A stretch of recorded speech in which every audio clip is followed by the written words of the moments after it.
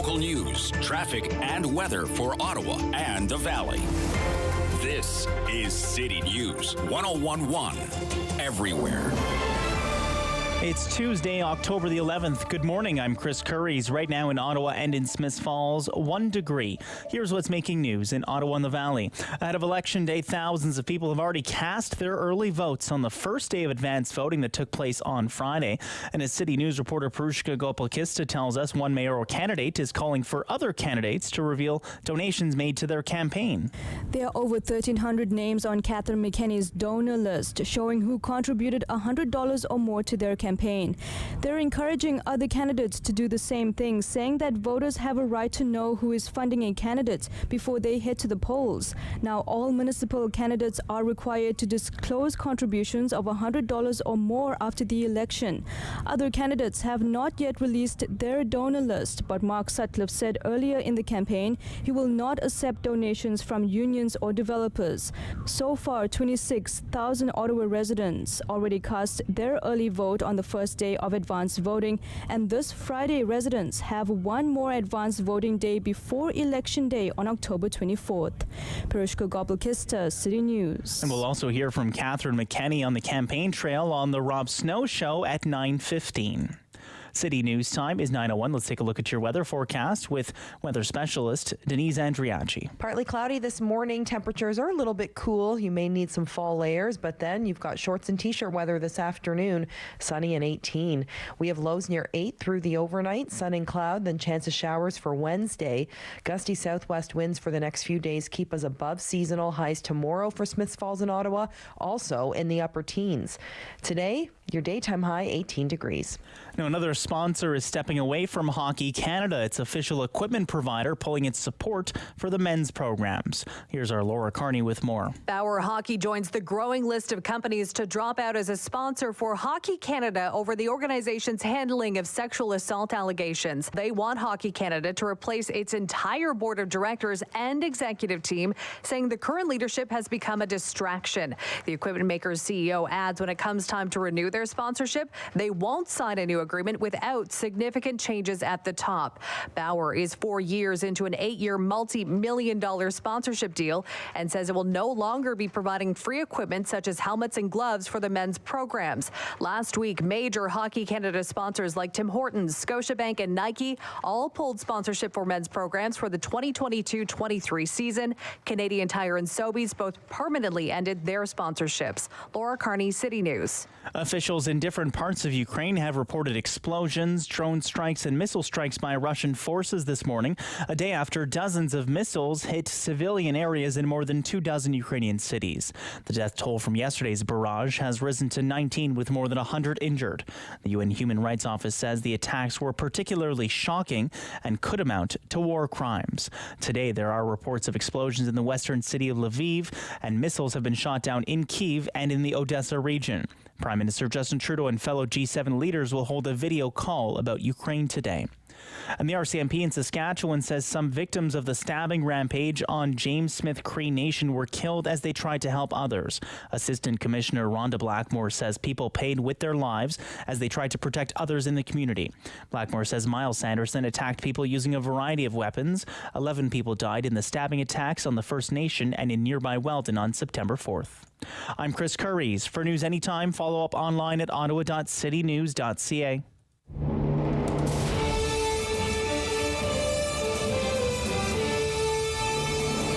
Inform your opinion.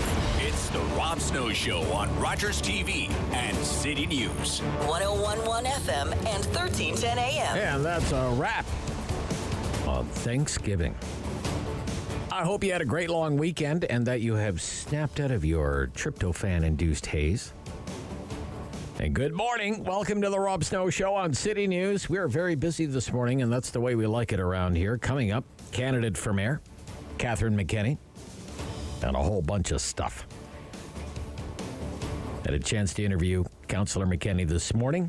Very generous with their time. One of the things we talked about, cuts. That's the latest back and forth between the McKenney campaign and the Sutcliffe campaign in the municipal election campaign. Cuts. The allegation from the McKinney campaign is that Mark Sutcliffe, if he becomes mayor, would cut tens of millions of dollars in funding for municipal services that you count on every day. That's the allegation. Mark Sutcliffe is plotting $80 million in cuts, says his main opponent. Councillor McKinney is doing a public event right now speaking to this. David, my producer, was in touch with a source from the Sutcliffe campaign this morning, and there is every expectation that there is going to be some kind of response to this allegation later today. And it is not out of the realm of possibility that you may hear a rebuttal from Mark Sutcliffe on City News later today, maybe on the Sam LaPrade Show, which is coming up right after the noon news. $80 million in cuts is the allegation on a $4 billion operating budget for the city of Ottawa, which is about 2% of overall spending. But that's going to be the battleground for today and maybe in the days ahead. The McKinney campaign saying a vote for Sutcliffe is a vote for cuts. That wasn't all we talked about with Councillor McKinney. Talked about the public inquiry that's getting underway later this week into the use of the Emergencies Act to end the Freedom Convoy protest.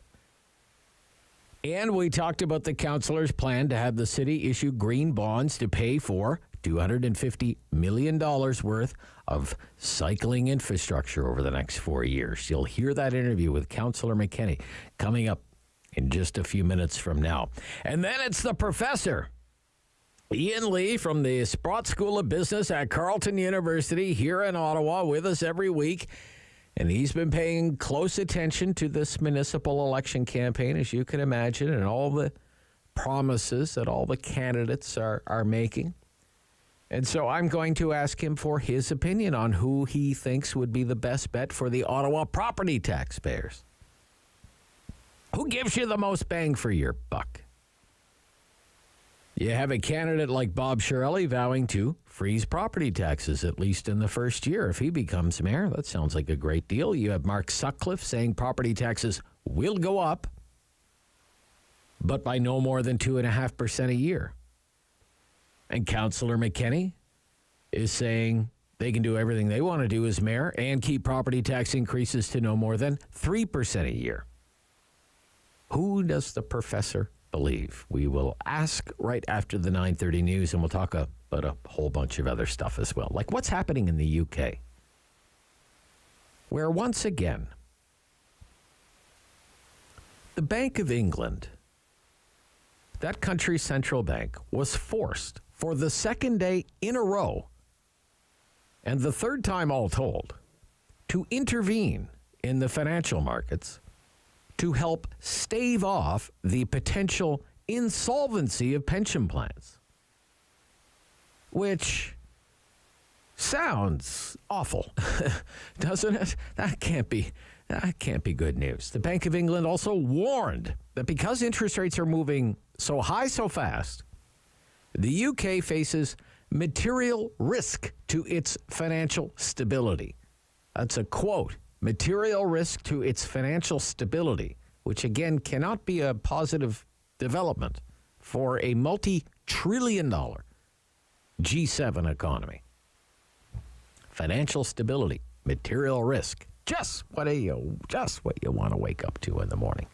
Also on the show this morning, my friend on the right side of things, syndicated columnist, former speechwriter for Stephen Harper, Michael Taube. We're going to talk about problems in Poilievre's world.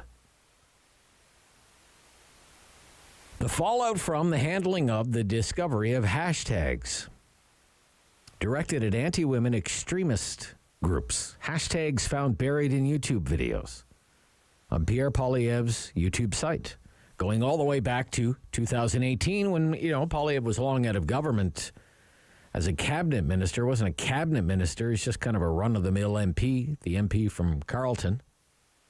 Global News blew the lid off of that.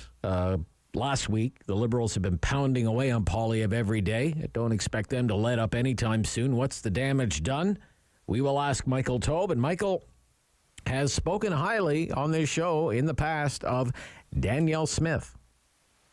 Danielle Smith will be sworn in today as the Premier of Alberta, and has been very clear she won't lead in Alberta. The kowtows to the federal government in Ottawa, has promised to bring in an Alberta Sovereignty Act as one of her first orders of business. There's been reporting, however, in the last day or so that it's not going to be as ignorant, I guess you could say, of federal jurisdiction as she may have led on during the leadership of the United Conservative Party. But it's a huge political comeback. Danielle Smith's political obituary had been written and published, really. She was supposed to be finished as a political figure in Alberta, and there she is today, being sworn in as Premier. And Michael knows more about that story than most. And during the Talkback Hour today, between 10 and 11 o'clock at 750-1310, we're going to pick a news story, kick it around for an hour. We're going to jump into the DeLorean time machine with Doc, and we're going to go back to the middle of February of this year, about 8 months ago, and the Trudeau government invokes the Emergencies Act. Remember that? Of course you do. To clear downtown Ottawa of the Freedom Convoy protesters. Under the Emergencies Act, there has to be a public inquiry. That's the deal. Use the act, you have to hold an inquiry into why you used it. That public inquiry starts Thursday here in Ottawa. And all the big players are going to be on the witness stand. Like Jim Watson, Catherine McKenney, Peter Slowly, Steve Bell, Tamara Leach, Justin Trudeau, Chrystia Freeland, just to name a few. It will last many weeks. A report will be issued next year. I want to know, despite whatever you think about the Freedom Convoy, do you think the government did the right thing by using the Emergencies Act to end it? You can think the Freedom Convoy was a terrible time in Ottawa perpetrated by terrible people. Not my point. My point is, do you think the government needed to use the Emergencies Act to end it? That's our Talkback Hour question today on a post-Turkey Tuesday on the Rob Snow Show on City News. The Rob Snow.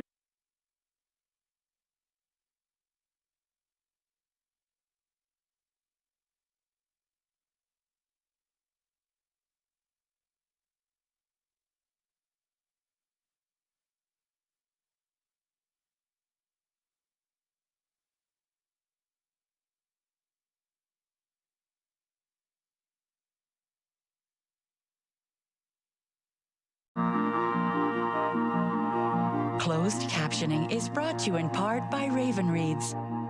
Unbox Indigenous voices. Subscribe today at ravenreads.org. Hello, I'm Jim Deeks, host of Canada Files. I hope you'll join me each week for interesting and informative discussions with some of Canada's most impressive people. My husband is a wonderful man and a great father when he's not drinking. I'm so angry he chooses alcohol over us. If he really loved us, he'd stop drinking, right?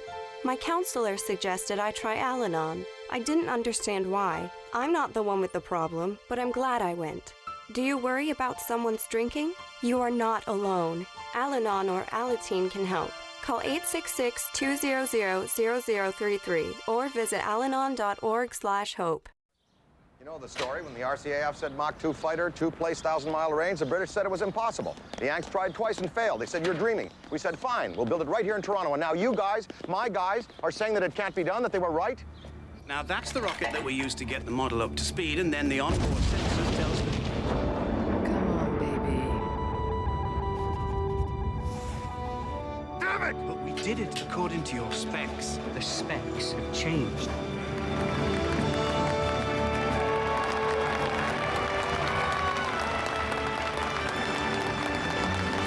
We did it. Arrow 201. You're cleared for takeoff.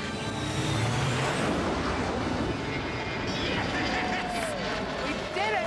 Although the government canceled the project and destroyed the prototypes, the Avro Arrow remains for Canada a world benchmark in aerospace achievement.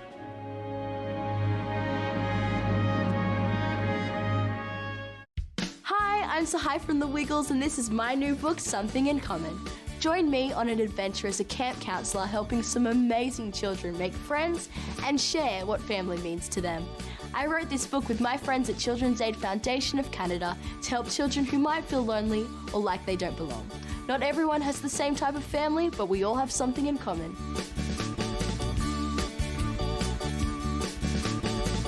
Download Something in Common for free. Every year, dozens of Canadians are killed or seriously injured because they take risks around railway tracks. Talk to your loved ones about rail safety. Visit stoptracktragedies.ca.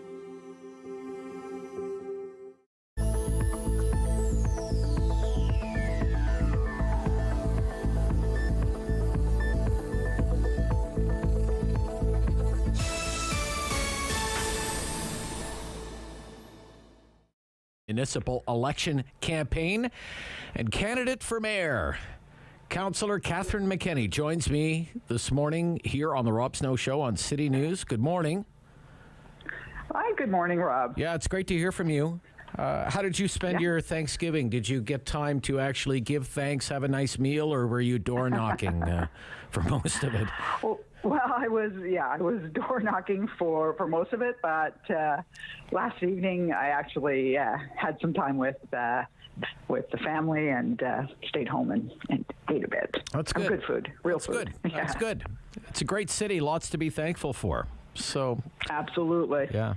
Great stuff. I want to ask you about a whole bunch of things this morning. I know our time is limited, and you have an announcement at 9 o'clock, and we're speaking before it. So, first of all, one of the big stories in Ottawa over the next into the federal government's decision to use the Emergencies Act to end the Freedom Convoy protest here in Ottawa. I know you're going to appear as a witness, but I guess what I want to know is, what do you want to know as someone who was front and center during that tumultuous 3 weeks here in the capital? Here's a public inquiry into everything that happened. What do you want to learn? What do you want to know that you don't know already?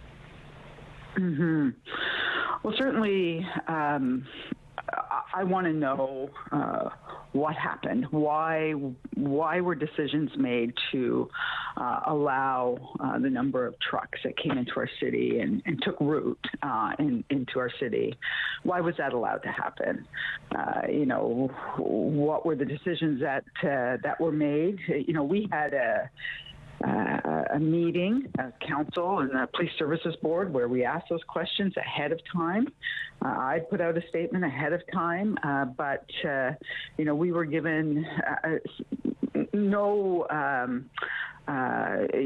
reason for why those trucks were allowed to come into the city and be used as a protest instrument and then stay. And then why there was no action. What was everyone doing? Where were they? Where was the leadership in this city? When we get to a point where the public loses faith in its police services, in its police chief, as former Chief Soley indicated, we're in serious trouble, and people have a right to know how we got there and why, and what would be different next time. Okay. You are accusing your main opponent in the race for mayor, Mark Sutcliffe, of planning tens of millions of dollars in cuts if it is ever Mayor Sutcliffe. Tens of millions of dollars in cuts. I believe the number here is $80 million. Up to 80. Yes. Up to $80 million. What kinds of cuts? What do you think would be cut? Well, that's what I'm concerned about. What would be cut? There's, up to $80 million in cuts would further decimate our city services. If people think they can't get through to 311 today, if they can't get their kids in swim lessons, to a library on Sunday, a further $80 million in cuts would have a significant impact on people who count on public services. So we don't know what they are. They're just, between 35 and 60, and direct cuts and another $20 million in cuts coming from that growth budget, which is needed to provide services in growing communities like paramedics. So that's being stripped out as well to fund police in the Byward market. So that is my concern. I think if you are suggesting that you're going to cut up to $80 million, people have a right to know what those services are. Okay.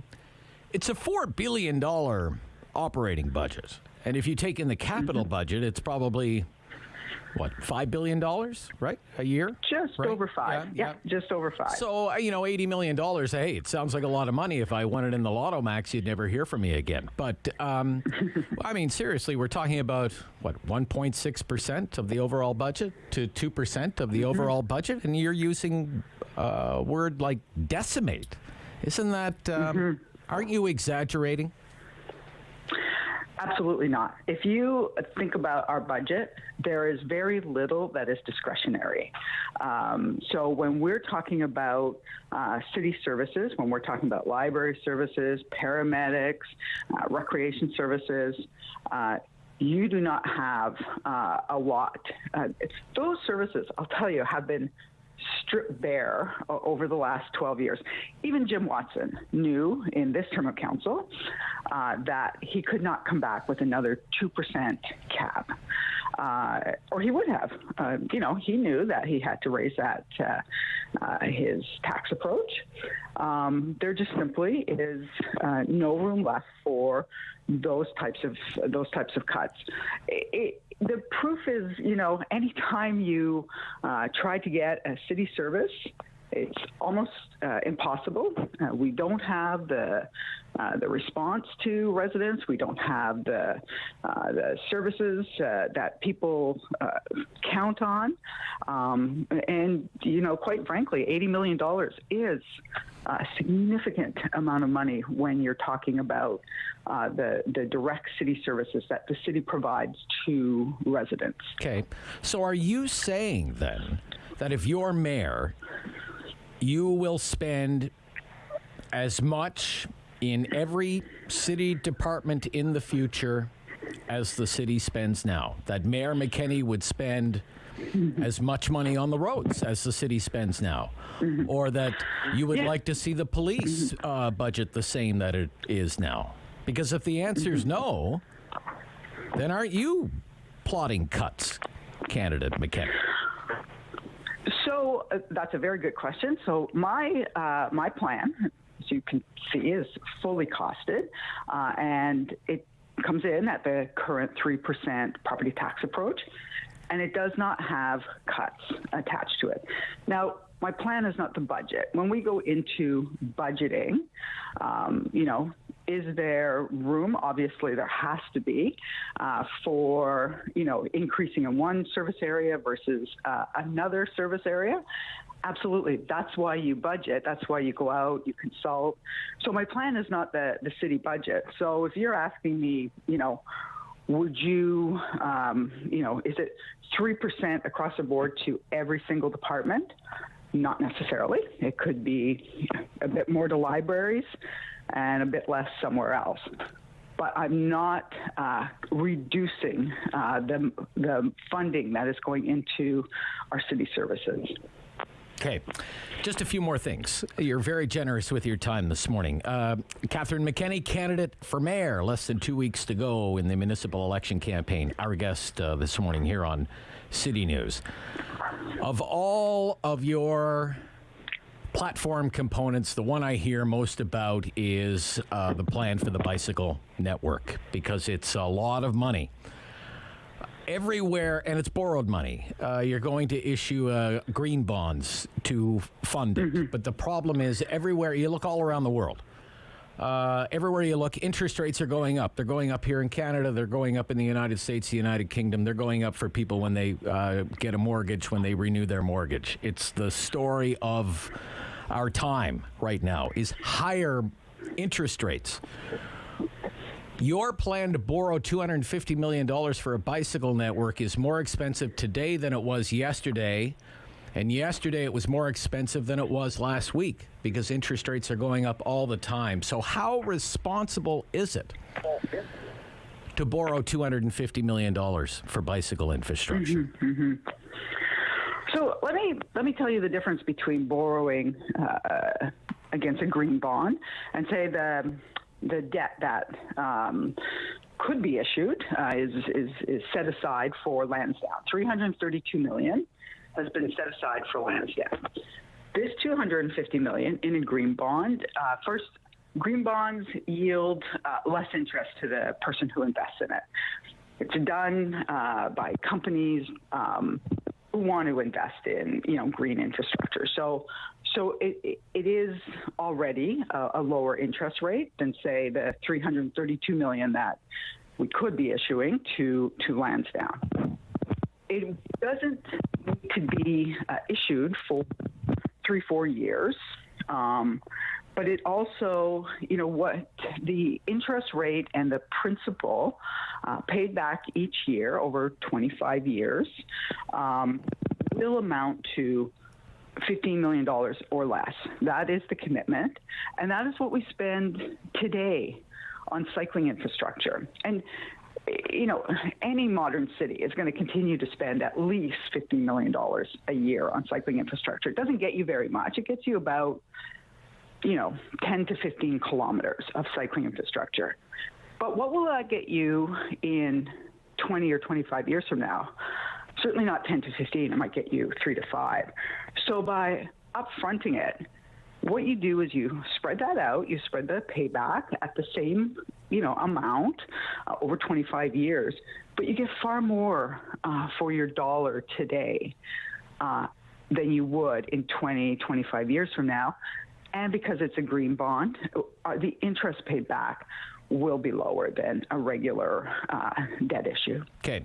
One final quick question. Don't need a long answer, but the Toronto Star reported last week that the Ford government is seriously looking shortly after the election is over of putting forward a plan that would end development charges if builders build inclusionary zoning projects, that this would be an incentive to the development industry to build more inclusionary zoning projects. Would that have your support if you were the mayor? That is a very difficult one because right now our inclusionary zoning policy is not very strong. We don't get much affordability out of it. I've never felt that inclusionary zoning is, silver bullet in any way to getting affordable housing. So to strip away development charges in and around transit transit areas, because that's where you can do inclusionary zoning, I think really has to be thought out quite seriously. It means that there is less money for the city, for recreation, for parks, for the things that new residents need when they move in. So, it's difficult to answer yes or no. Okay. We would have to revisit that inclusionary zoning policy that we have to make it stronger. Okay. Good luck the rest of the way, Councillor McKenney. Nice chatting with you. Okay. Bye-bye. Thank you.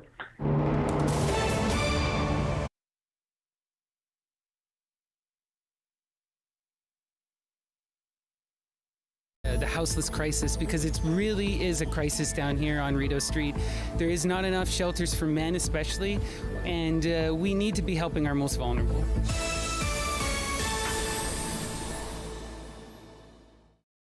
Join me for Season 3 of Paula Roy's Favorite Foods.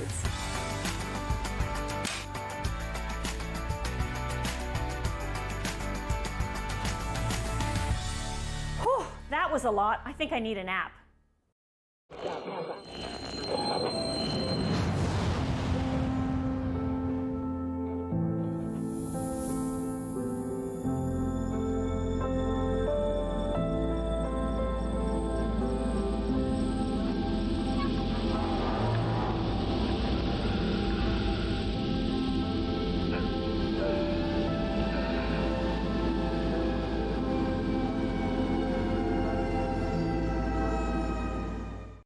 $20.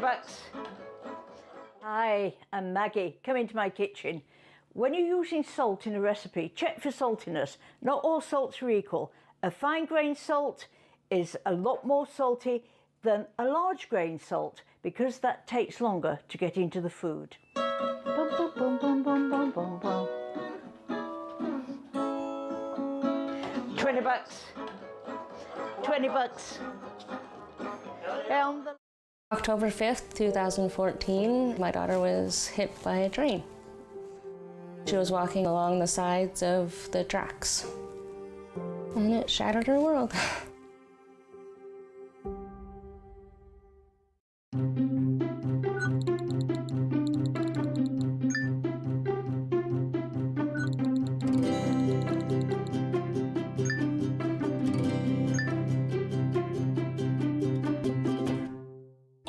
And the Valley. This is City News 1011 everywhere. It's Tuesday, October the 11th. Good morning. I'm Chris Curries. Right now in Ottawa and in Smiths Falls, 5 degrees. Here's what's making news this hour. The municipal election less than 2 weeks away, and one of the front runners, Catherine McKenny, you just heard on the Rob Snow Show. They say fellow candidate Mark Sutcliffe would be making too many cuts to city services, decimating the city budget, while also saying their own plan would not be seeing those same kind of cuts. Canada sending 40 military engineers to Poland to train Ukrainian forces in their fight against Russia. Defense Minister Anita Anand announced the deployment during a visit to Warsaw this morning before a planned meeting with NATO counterparts in Belgium. There are more bad signs on the economic front. The International Monetary Fund and World Bank are worried about a global recession, and it could be on the horizon. They say it could cost the global economy up to $4 trillion over the next 2 years if their fears came true. 6 people are facing stunt driving charges after being caught speeding on Highway 174 over a long weekend safety campaign.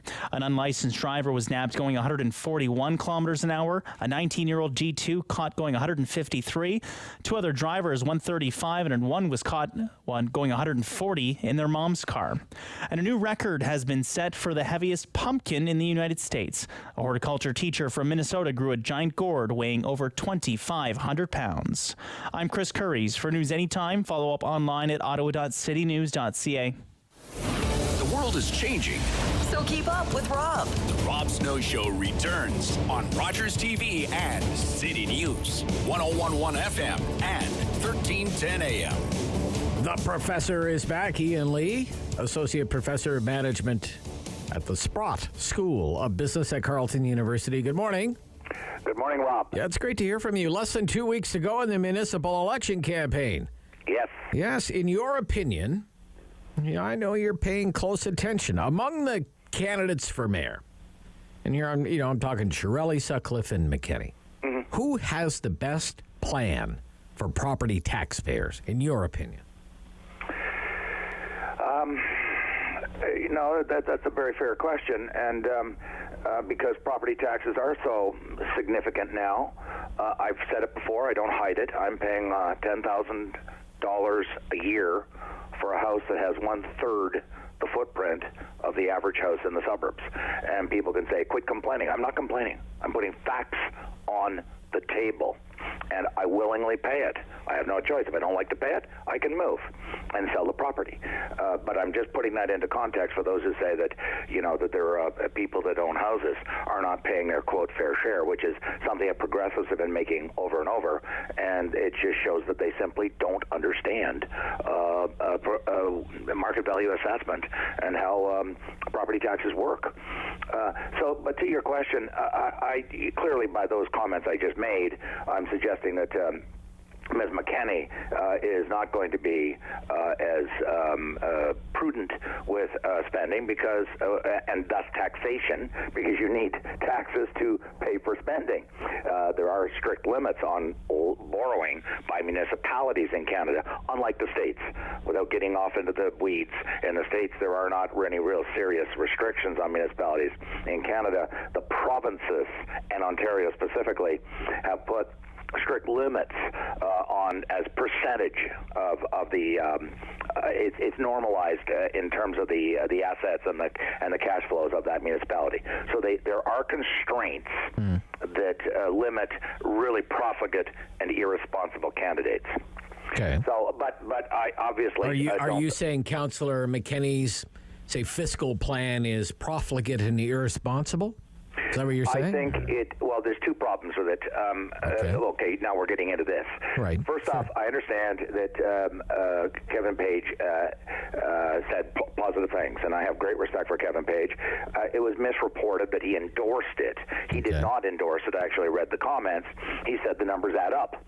And I'm sure the numbers do add up, by the way. I don't dispute that the numbers add up. Okay. And he said it was transparent, and I think it is transparent. Okay. That's not the question. They're good things. The question is whether the underlying assumptions are legitimate and whether the direction of the proposals is in the right direction. I mean, she's making assumptions in there that there is a huge, she even said that there's a homelessness crisis in Ottawa. Crisis are very strong words.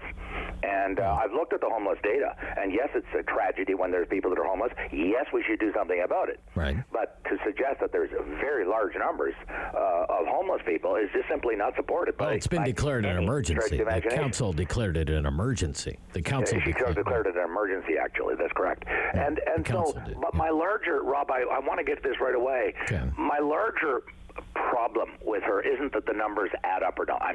They do, okay? Right. My larger problem is, you read through the whole platform, and I did, and I think this person wants to be the Minister of the Environment in the Government of Canada, or the Minister of Social Policy that deals with inequality. Okay. I mean, most of her focus is not on what most people would call, the core traditional objectives of municipal government, which is, police, fire, safety of streets, snow removal, and these are the traditional objectives of municipal government.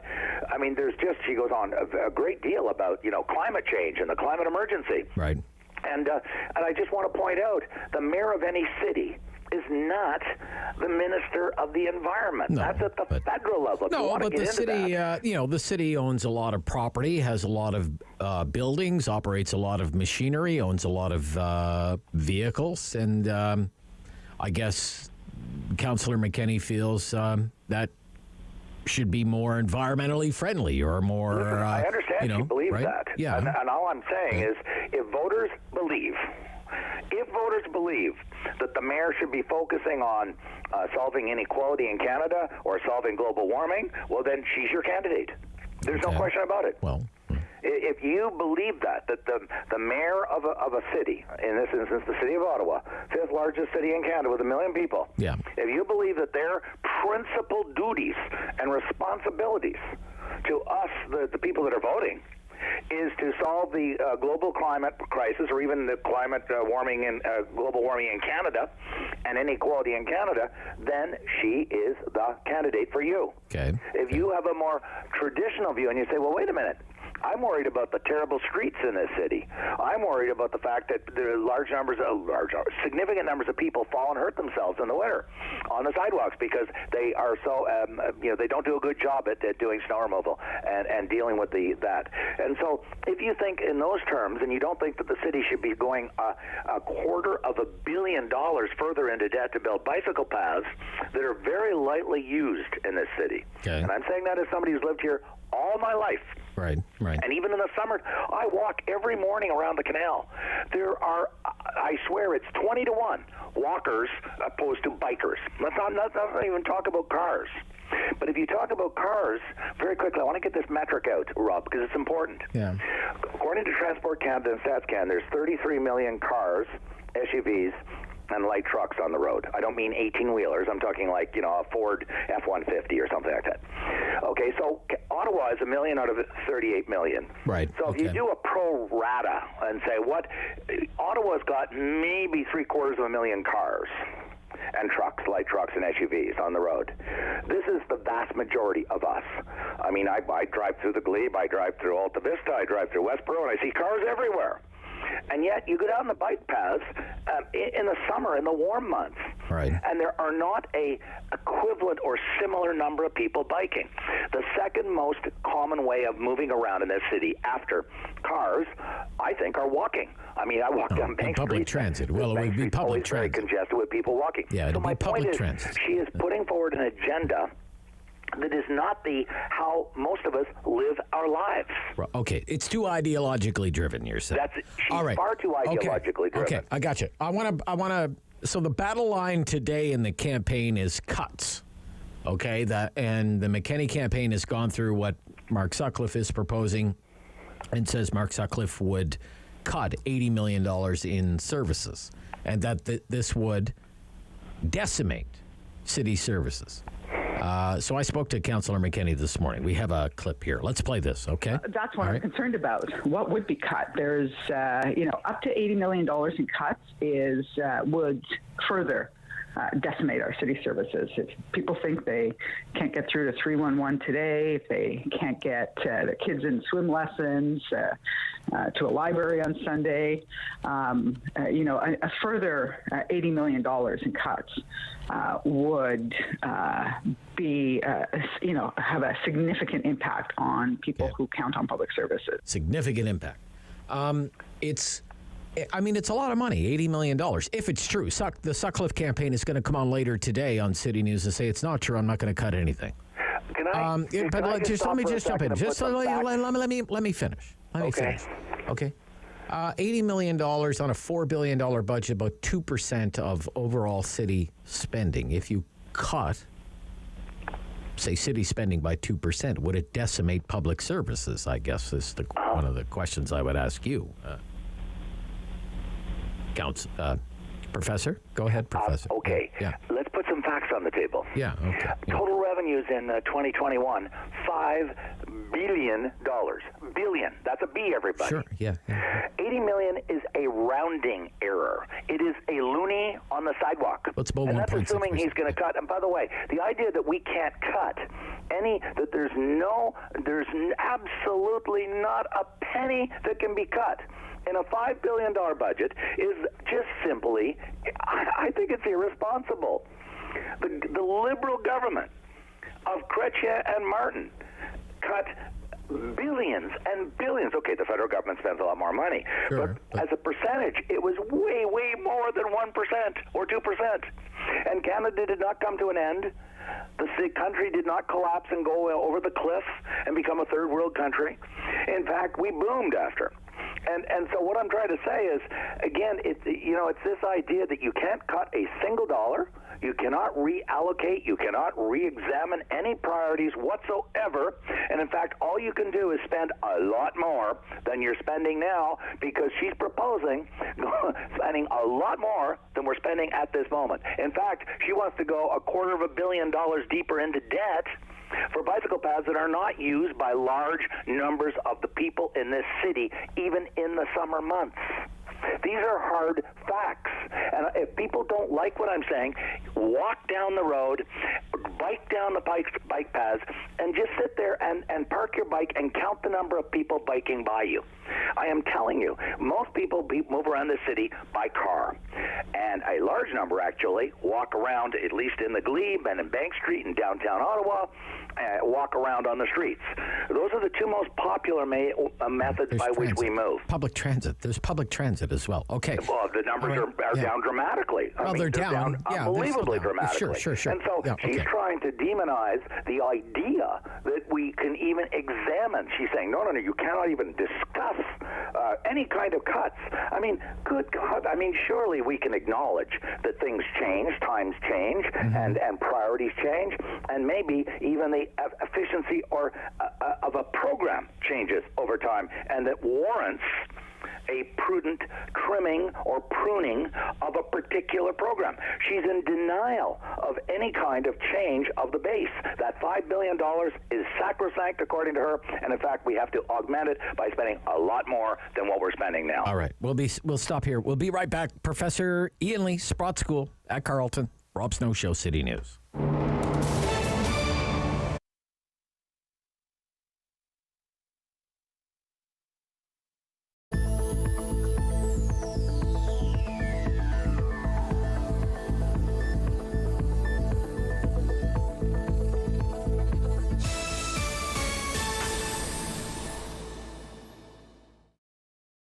Play 4 games of bingo from the comfort of your own home each Monday at 7 p.m. for your chance to win money from our $2,000 regular bingo or $5,000 super bingo night. Kiwanis TV Bingo, Mondays at 7 p.m. on Rogers TV.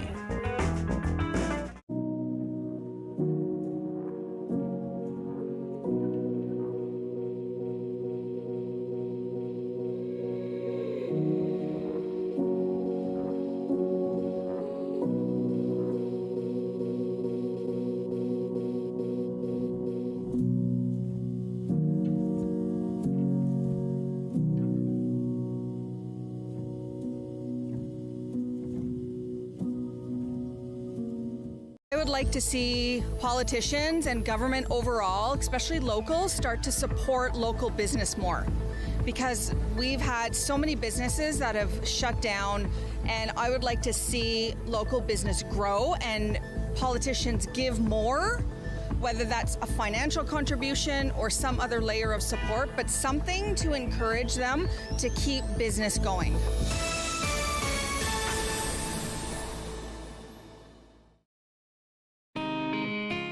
Hi, I'm Meg from AIM Fitness, and I'm here with my buddy Fit Finley. Join us every week for Fit Over 50. We'll take you through some low-impact and high-intensity workouts designed to improve your strength and your balance.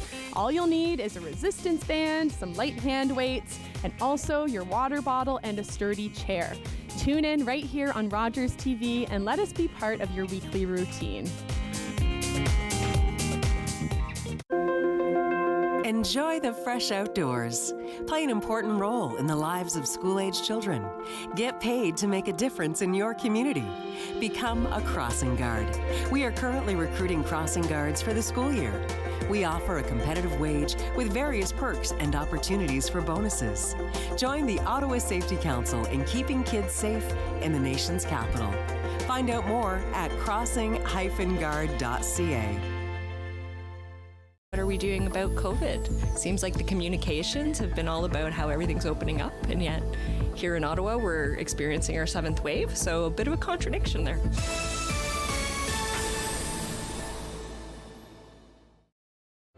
Hello, I'm Jim Deeks, host of Canada Files. I hope you'll join me each week for interesting and informative discussions with some of Canada's most impressive people.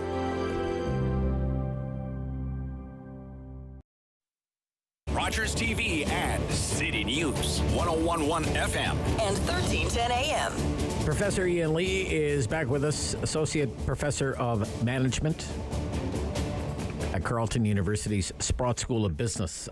Let's talk about the business of hockey. We have Bauer, well-known maker of hockey equipment, just the latest company to pull its support for Hockey Canada amid the sexual abuse scandal that has engulfed Hockey Canada.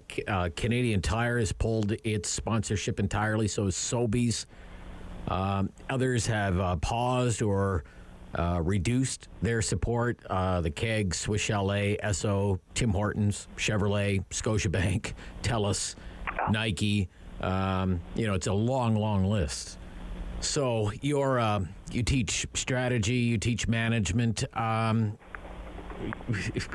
What is going to be left of Hockey Canada if it doesn't make wholesale changes here, given how these sponsors are fleeing, Professor? You're absolutely right. By the way, there is a very good literature on crisis management when an organization runs into an existential crisis.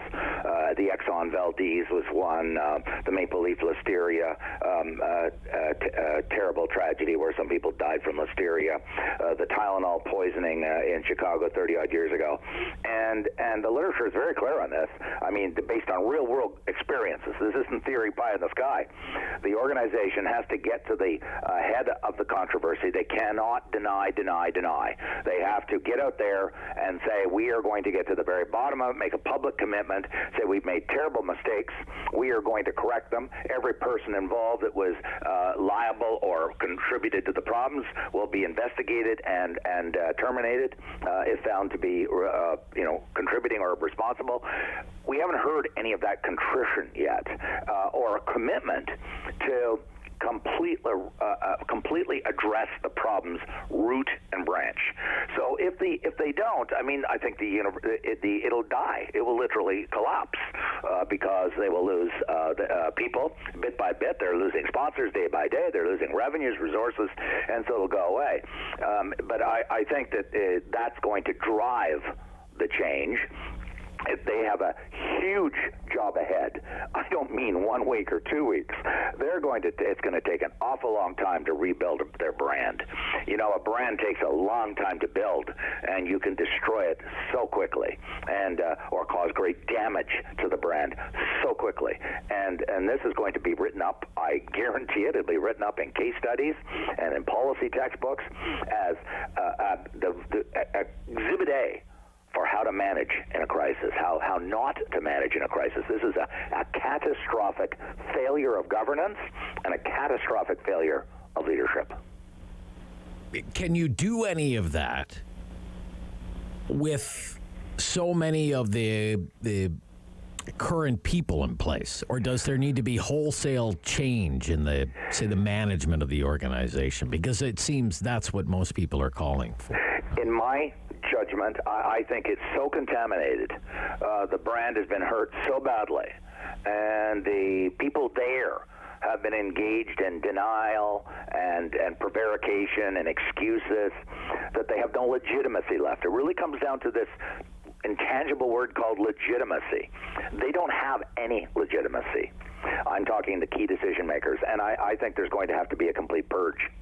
I just can't see the people that caused the problem being kept on to solve the problem. It defies and boggles our understanding of human nature that the people who caused the crisis are now going to solve the crisis. I can't see it happening. So there's going to have to be a wholesale purge, I think, at the top. And I'm talking the board and the executive. I mean, it's kind of, I guess, just from a... One of the things that would come to mind would be you had the Canadian Red Cross had the tainted blood scandal. Yes. Right? Yes. And it's not called the Canadian Red Cross anymore. Yep. Right? It's the Canadian Blood Services now. That's right. There had to be an inquiry and everything into that. Yes. You remember the Creever inquiry, right? So, yes. Yeah. There could be. I wouldn't even. I agree. I would not be at all surprised if when this is all over and done. Well, I have no doubt everyone will be gone from the Board of Governors and the executive will be gone. But they may even have to recreate the organization, give it a new name as part of the rebranding process. Because the damage has been so deep, so pervasive. I mean, it's truly existential, and going to the very existence of the organization. That's what I mean by existential. Yeah. And it may involve, I mean, at the extreme case, it could be shut down. And then a new organization created in its ashes. I mean, that's how bad this is. Okay. There's an interesting article in the Globe and Mail today about electric vehicle rebates, and that the Ontario government is going to be kind of an exception among Canadian governments in that it's not going to offer rebates to people who buy electric cars. That its priority is to attract companies to build battery and EV plants in Ontario. Mm-hmm. Mind you, with multi-billion-dollar government checks to the companies, right? But nevertheless, the idea that you're going to buy an electric car and get whatever $5,000 back from the Ontario government, it's not on, according to the innovation minister in the Ford government, Vic Fedeli. Should governments, just generally speaking, I'd like to know where you are on this, be offering rebates to consumers to buy electric cars? I don't believe they should. I've been teaching strategy for 35 years, and before that I worked at a bank for 9 years lending money. To what? To businesses that were successful at what? Convincing customers to buy their product. That's what strategy is all about. How do you create a sustainable competitive advantage for your products, for your business, so that customers will want to buy your product instead of the other company's product, buy the Apple iPhone instead of the Samsung smartphone. I mean, that's the essence. We're going to the very core of the core of the core of competition and how innovation occurs. Companies innovate to create a better mousetrap, to create a competitive advantage, to convince the customer to buy their product. Yes. What demands for subsidies do is to essentially sabotage the very foundation of the market economy. I'm getting very philosophical, but I want everybody to understand that's what people are talking about when they want to subsidize companies that are losing money and otherwise will go to business. And they're saying, oh, no, we don't agree with the consumers who are refusing to buy that product and patronize that company. In other words, our judgment, us, the central planners, in an NGO or a government department or a political party, are saying we're smarter than all those consumers out there who are not buying that product of that company because they want to buy the competitor's product. Well, I have an answer for them. If you really think that product is so good, build a better mousetrap, build a better battery, build a better electric car. Convince me to go buy the car on the merits of the car. Instead of trying to use money, it's not even their own money, it's taxpayer money, to try to bribe some voters, some buyers, some consumers into purchasing that car. So, subsidies, as I said, it undermines the entire competitive marketplace and price discovery. I mean, price discovery is the fancy academic term for saying, consumers look at the different prices of the different companies and the different products to decide which one they think is best for them. Am I going to shop at Loblaws, or am I going to go to Metro, or am I going to go to Sobeys? Well, I look at the price and I look at the products and where they're located and so forth. That's all part of the strategic process. And so subsidies, I mean, the Soviet Union, if subsidies were such a great idea and they worked, the Soviet Union would have been an incredibly successful place because they made these decisions. They weren't made by markets, decentralized markets. They were made by command and control using subsidies and state-owned enterprise to make the products that the planners thought that the consumers ought to be buying as opposed to what the consumers wanted to buy. And it was a catastrophic disaster. Sure. But so, let the market prevail. Okay. If they want us to buy electric cars, build a better car. Gotcha. What a novel concept. Novel concept. Yeah. Well, it's just interesting. I saw an ad. The electric Silverado, the Chevy Silverado, is coming out, right? And soon, there's the Ford electric F-150 is going to come out. That's right, and they're putting a lot of money. Right, so let them compete against one another. Who's going to build the best electric truck, and let them compete over the incentives, right? Yeah. Yes, exactly. Okay. Just very quick point before we leave this. I mean, I have another secondary reason, or equally compelling reason why the grid is not ready, and the electricity companies will tell you that they're publishing this. And so, what I'm really worried about is if governments continue to push this very aggressively, they're going to succeed in getting a whole bunch of people going on to buying electric cars, and we're going to be running. And there's already reports that Ontario and Quebec are going to be experiencing brownouts and shortages of electricity in the very near future.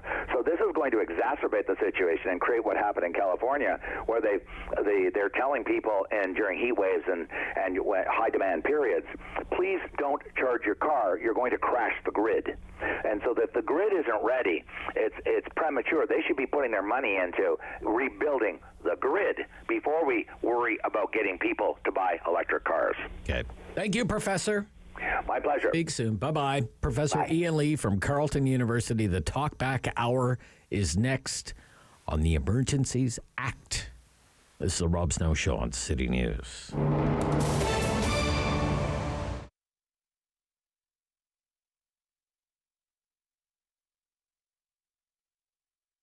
Every year, dozens of Canadians are killed or seriously injured because they take risks around railway tracks.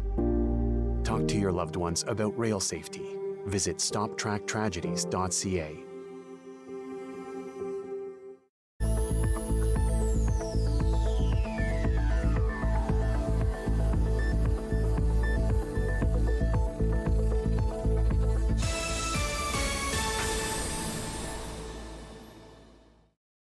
He fell.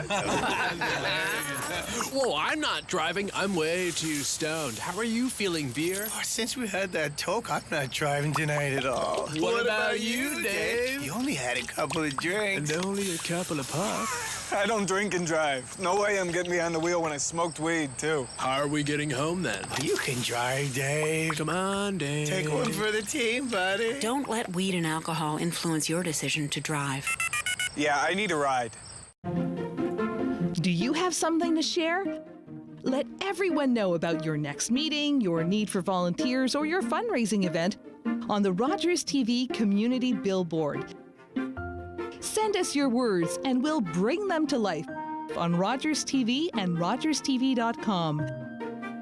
When it's time to spread the word, go to rogerstv.com to add your announcement to the Community Billboard. The Houseless Crisis, because it really is a crisis down here on Rideau Street. There is not enough shelters for men especially, and we need to be helping our most vulnerable.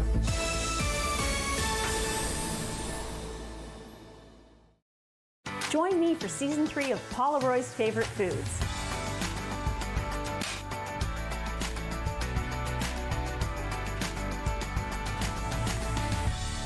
Whew, that was a lot. I think I need a nap. And CJET 101.1 FM in Smiths Falls and the Valley. Number 1 for local news, traffic, and weather for Ottawa and the Valley. This is City News 101.1 everywhere.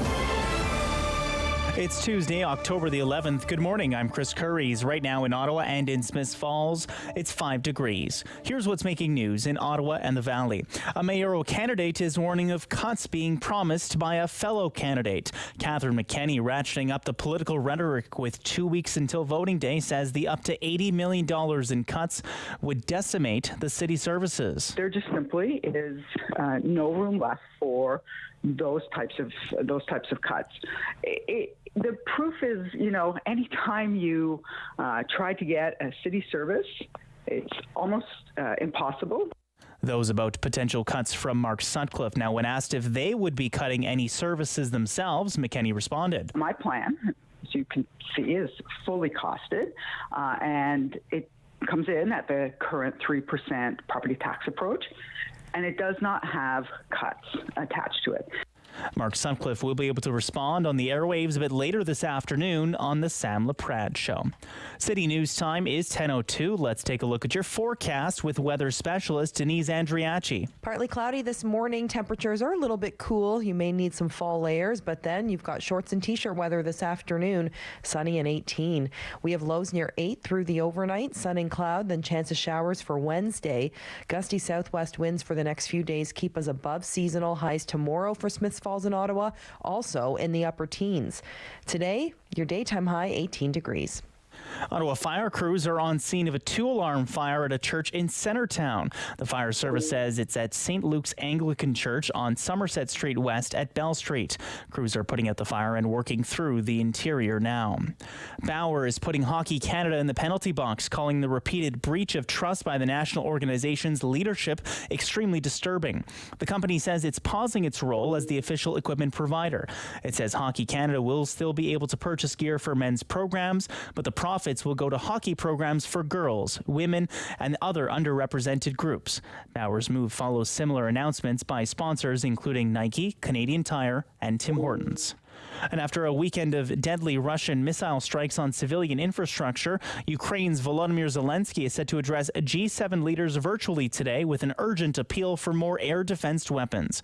Our Jamie Pulfer joins us with the latest. More air raid sirens heard across Ukraine today amid ramped up Russian missile strikes with the kind of intensity not seen since the invasion started more than 7 months ago. This includes the Ukrainian capital of Kyiv after relative calm there for several months. More than a dozen people killed, dozens more injured. Dmytro Kuleba is Ukraine's foreign minister. This is the war for the existence of Ukraine. This is the war for the existence of international law and rule-based order. G7 leaders are holding an emergency virtual meeting. Ukrainian President Volodymyr Zelensky is asking for even more air defense systems and for Russia to be designated as a state sponsor of terrorism. Russia says this is retaliation for an attack on a critical bridge linking linking Russia to the annexed Crimea Peninsula. Jamie Pulfer, City News. And I'm Chris Curries. For news anytime, follow up online at ottawa.citynews.ca. It's time to talk back On the Rob Snow Show. Have your say and call now. 613-750-1310. Do you think the Trudeau government needed to use the Emergencies Act to end the Freedom Convoy protest here in Ottawa? 750-1310, 750-1310, 750-1310. A public inquiry into the Trudeau government's use of the Emergencies Act is going to start on Thursday. So I would also ask, what do you want to know about the use of the Emergencies Act that say you don't know already? 750-1310, 613-750-1310, because it's been almost 8 months since the use of the Emergencies Act to put an end to that Freedom Convoy protest, and everyone's had a lot of time to think about it. So let's get into it. Do you think the Trudeau government needed to use the Emergencies Act to end the Freedom Convoy protest here in Ottawa? The public inquiry into the use of that act is going to start on Thursday. It's actually called the Public Order Emergency Commission.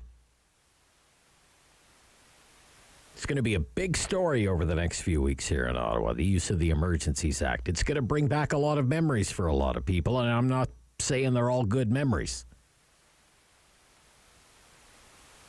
But by law, this public inquiry has to be held. It's not like Mr. Trudeau's doing everyone a big favor. This is not altruism on display here.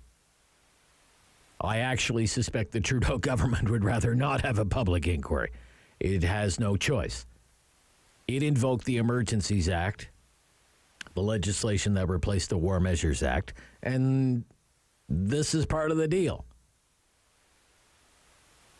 To use the act, you have to have an inquiry after the fact. When this Public Order Emergency Commission was first announced, this is what the Prime Minister's office said in a statement at the time. Quote, here. The Government of Canada's top priority remains keeping Canadians safe while protecting jobs, trade, and our economy. In February, when blockades and occupations across the country disrupted our economy, hurt workers, and endangered public safety, the government invoked the Emergencies Act to supplement provincial and territorial capacity to end them. The Prime Minister, Justin Trudeau, today announced the establishment of the Public Order Emergency Commission, an independent public inquiry following the invocation of the Emergencies Act. The commission will examine the circumstances that led to the declaration being issued and the measures taken in response to the emergency. This includes the evolution of the convoy, the impact of funding and disinformation, the economic impact, and efforts of police and other responders prior to and after the declaration. Prime Minister also announced the appointment of the Honorable Paul S. Rouleau as Commissioner of the Public Order Emergency Commission. So that's the person in charge, Rouleau. Paul S. Rouleau. Now, Politico, the Ottawa Bureau of Politico, is reporting this morning on what we can expect over the next few weeks. Kind of a who's who. Quote from Politico this morning. Rouleau granted 39 requests for standing in the commission, which could allow those bestowed the honor certain privileges, including suggesting and cross-examining witnesses. Granted standing to the federal government, the governments of Alberta, Saskatchewan, and Manitoba gave the green light to the cities of Windsor and Ottawa. The list also includes the Ottawa and Windsor Police Services, as well as the Ontario Provincial Police, the National Association of the Chiefs of Police, the National Police Federation. Former Ottawa Police Chief Peter Slowly gained standing as an individual. There are the protesters, a non-profit group known as Freedom 2022 Human Rights and Freedoms was granted standing. Organizers include Tamara Leach, Chris Barber, Daniel Bulford, Tom Marazzo, Sean Thiessen, Chris Garra, Miranda Gassner, Joseph Jansen, Dale Enns, and Ryan Milowich, I'm going to say, is how I say that name. Also granted standing, Insurance Bureau of Canada, National Crowdfunding and FinTech Association, as well as a raft of civil society groups, Canadian Constitution Foundation, the Democracy Fund, Citizens for Freedom, the Justice Center for Constitutional Freedoms, Canadian Civil Liberties Association, Criminal Lawyers Association, Canadian Council of Criminal Defense Lawyers, and a group of Ottawa community associations. Prime Minister Trudeau is expected in front of the commission. CTV News said a draft witness list included 8 cabinet ministers. Canadian Press reported outgoing Mayor Ottawa Jim Watson is on the draft list, along with the CSIS director David Vigneault. Ottawa mayoral contender Catherine McKenney dropped out of a Board of Trade candidates debate this week, citing testimony at the commission on Thursday. The official list remains under wraps. The hearings will happen at the Stayed headquarters of Library and Archives Canada on Wellington Street. So that's all from Politico, the Ottawa Bureau of Politico. But I want you to think back this morning here on that cold, dark month of February and everything that was happening here in downtown Ottawa because of the Freedom Convoy. Do you think the federal government needed to use the Emergencies Act to bring an end to that protest? 750-1310. And what do you want to know about the use of the Emergencies Act? Let's say you don't know already. 750-1310. Let's take some calls here. A few lines available. Garth in Nepean. Good morning, Garth. You're on City News. Good morning, Rob. Do you think the federal government needed to use the Emergencies Act and the Freedom Convoy protest? No, it was an overreaction. Overreaction. It was an overreach. It was over the top. It was overboard. It was an overstep. Oh, my God. And when it's all over and done, right, Mendocino and Trudeau will be over and out. Over and out. Okay, Garth. All right. Okay. Thank you. Over and out to you, Garth. Okay. Thank you. Mark is in Ottawa. Mark. Good morning, Mark. I'm laughing at Garth's response there. It was perfect. Yeah, that's pretty good. Yeah. Okay. Do you think the federal government needed to use the Emergencies Act? Yeah, like he said, it overreached. I have no reason why they would have. Okay. Like, what I gotta understand is, we can organize a Santa Claus parade or say whatever. We can organize all kinds of things with police putting their cars at the streets and the crosswalks and stuff. Why couldn't we organize that? I'm sure that slowly it's just. He really got dealt a bad blow on this because I'm sure he knows how to do this. And I've got to ask myself that if the boss is Mr. Watson, then what the heck's going on here? So boring. Okay. What do you mean? What do you mean? Hello? Yeah. Are you hearing a voice, Mark? I'm hearing some kind of voices. I don't know. Yeah, I'm hearing a voice too. I'm not sure what's going on there. Thank you, Mark. Okay. All right. We'll look into that, see what's going on there. In fact, why don't we just take a break? We'll try and figure it out. We'll be back. 750-1310. This is the Rob Snow Show on City News.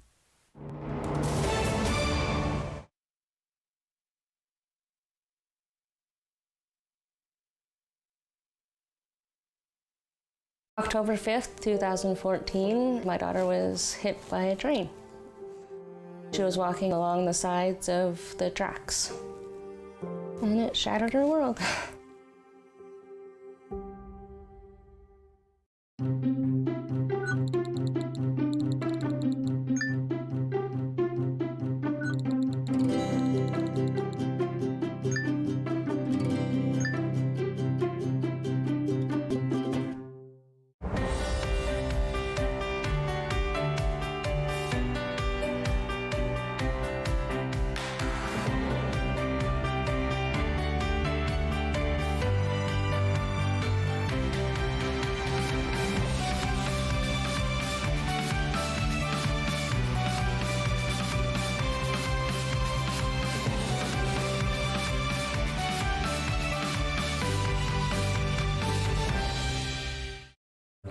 treaty in Cree is Naskomitoin, an oral agreement.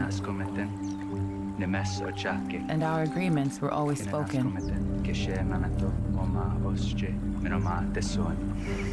For George Spence, the core of treaty was Wichihioin, to help one another. And so we, the commissioners... He was there for the making of Treaty 9, where the Cree were told... We will honor this agreement together, for as long as the sun shines and the waters flow. The Cree made their mark because they were assured that the land would be shared, and they would always be able to harvest what they needed.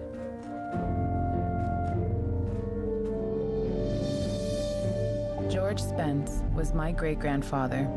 In his life, he saw many promises of the treaty go unfulfilled. Treaties were essential to the creation of Canada. First Nations still fight for the agreements to be honored. Hi, I'm Sahai from The Wiggles, and this is my new book, Something in Common. Join me on an adventure as a camp counselor helping some amazing children make friends and share what family means to them. I wrote this book with my friends at Children's Aid Foundation of Canada to help children who might feel lonely or like they don't belong. Not everyone has the same type of family, but we all have something in common.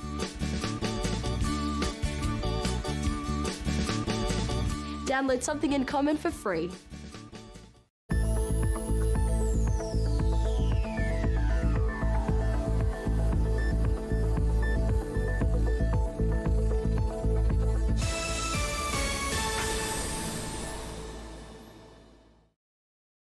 Play 4 games of bingo from the comfort of your own home each Monday at 7 p.m. for your chance to win money from our $2,000 regular bingo or $5,000 super bingo night. Kiwanis TV Bingo, Mondays at 7 p.m. on Rogers TV.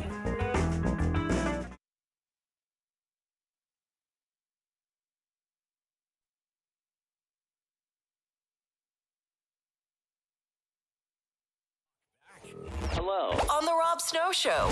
The phone lines are open at 613-750-1310. Now, the Rob Snow Show continues. With the public inquiry about to start into the use of the Emergencies Act, the public inquiry starts on Thursday.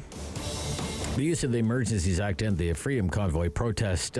We're asking, do you think the federal government needed to use the Emergencies Act to end that protest?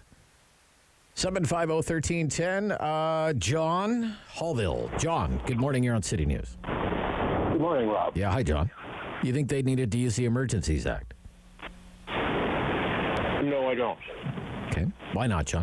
I think all they had to do at the beginning was have a delegation talk to the leaders of the Freedom Convoy and have a discussion, politician to trucker and health expert to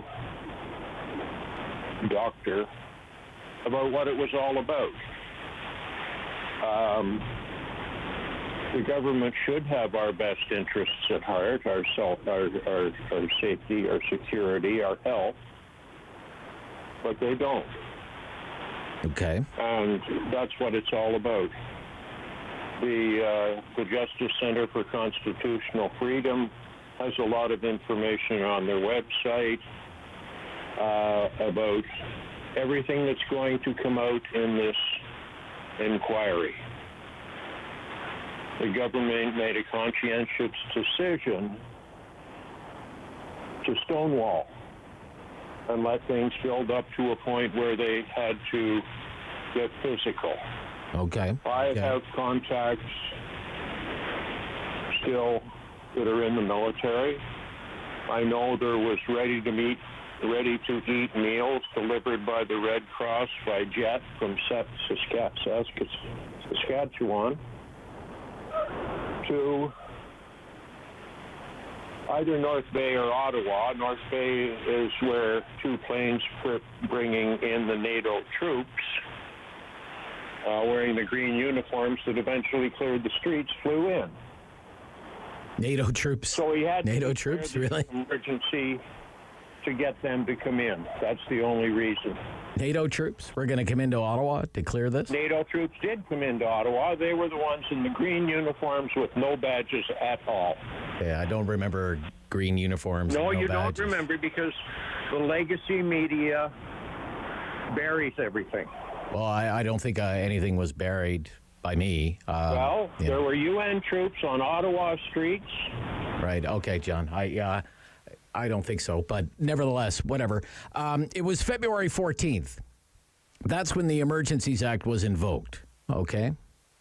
And remember, of course, Liberals supported it, but the New Democrats also, which was surprising at the time. Prime Minister wasn't there when it was actually voted on in the House, which I didn't think was a good look, given how historic the vote was. The Conservatives in the Bloc were against it, and Elizabeth May voted with the Liberals too, which I thought was kind of crazy, given her long history of civil disobedience, protest. She went on a long hunger strike at one time. But just think back to those days, crazy days here in Ottawa. And the Liberals were defending the use of this never-before-used legislation because they were saying there's a threat. That there's the threat of more blockades at more border crossings, like the blockades that took place in Windsor and Coots.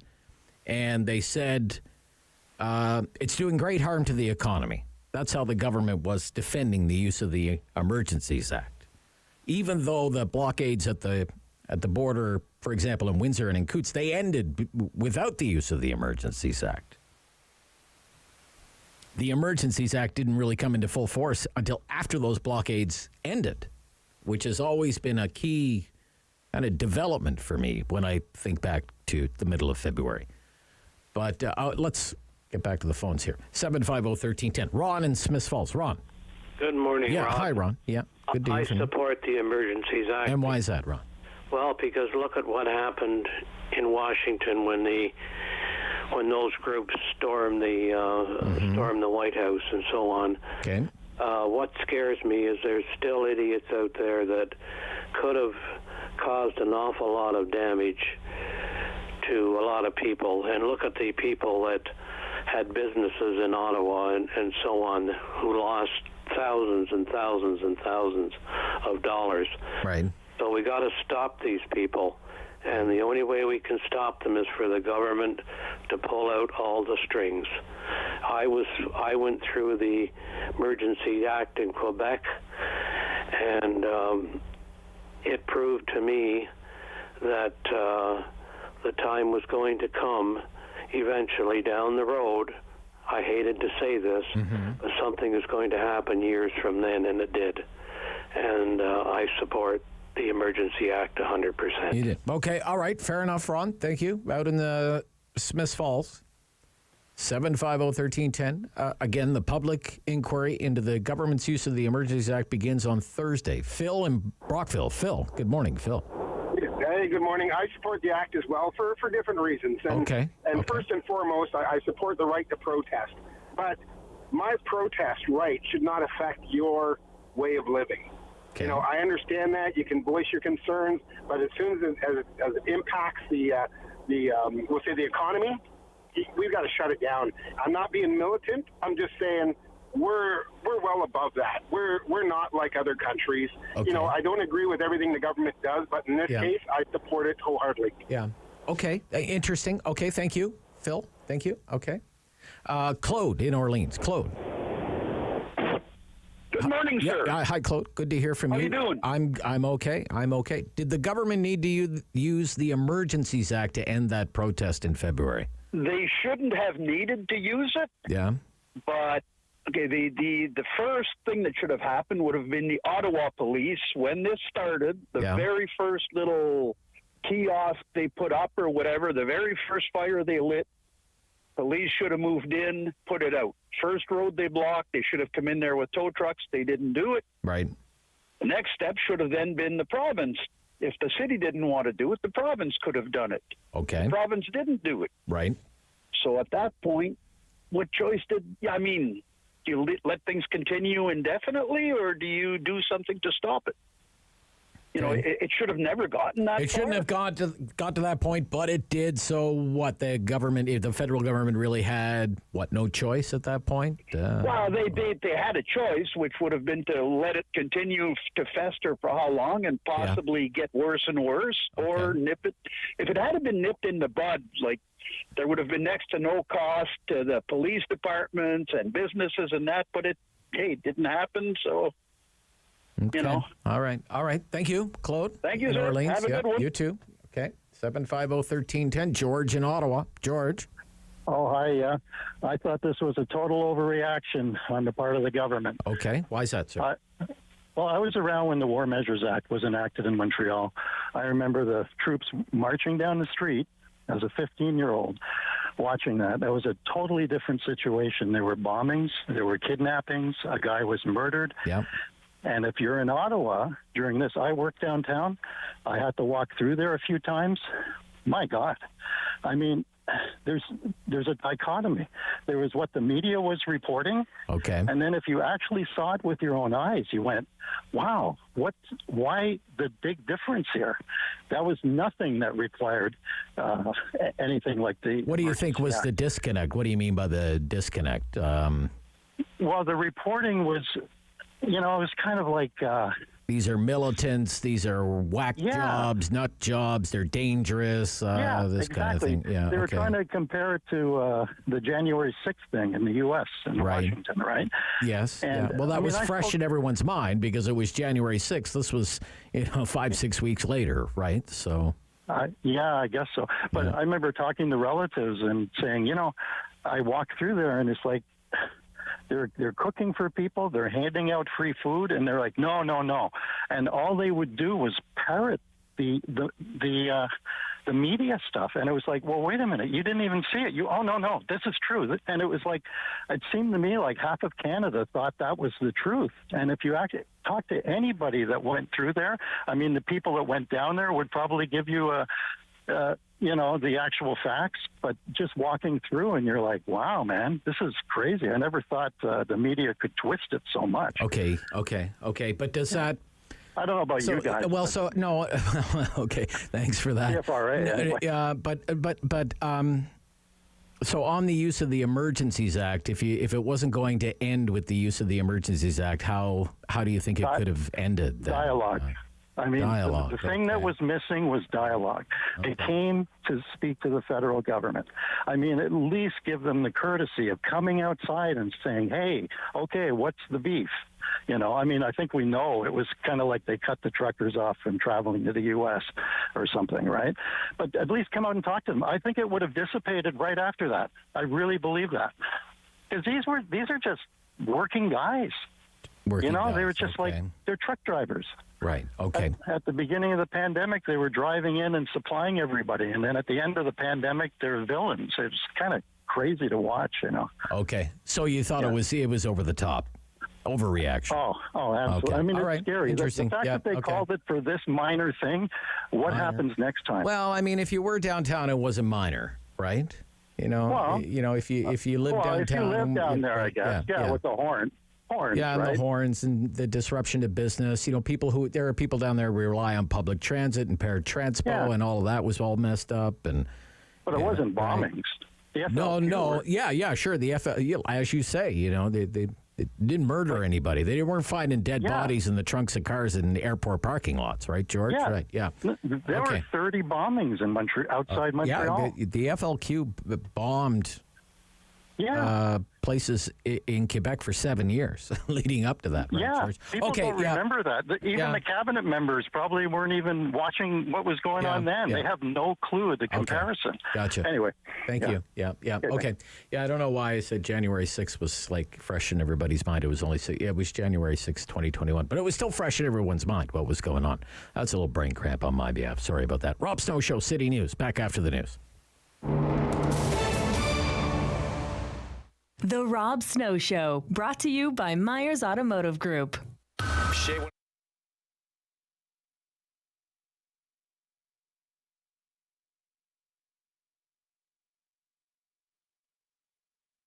What are we doing about COVID? Seems like the communications have been all about how everything's opening up, and yet here in Ottawa, we're experiencing our 7th wave, so a bit of a contradiction there.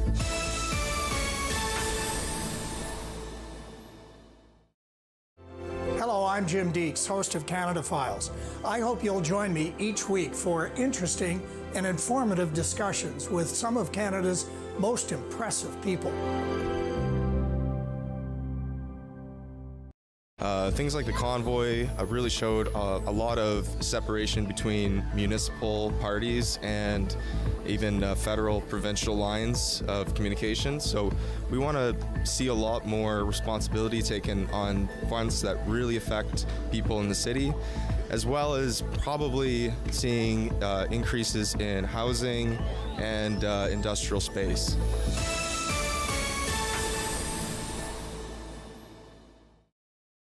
$20. And Maggie, Mrs. Calabash, come into my kitchen. A quick mayonnaise, egg yolks, garlic, Dijon mustard, lemon juice, olive oil, immersion blender. Go down, come up. Voila, mayonnaise. Boom, boom, boom, boom, boom, boom, boom, boom. $20. $20. Yeah. Every year, dozens of Canadians are killed or seriously injured because they take risks around railway tracks. Talk to your loved ones about rail safety. Visit stoptracktragedies.ca.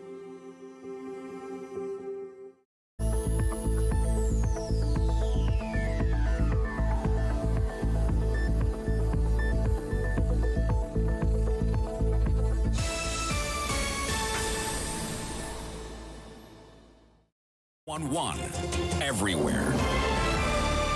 Good morning. It is October 11th. I am Damilola Onime. Right now in Ottawa, it is 8 degrees. In Smith Falls, it is 9. And here's what's making news this hour. Candidate for Mayor Catherine McKenney says they are concerned about cuts that will be made to city services if another candidate for Mayor, Mark Sutcliffe, gets the top job in the city.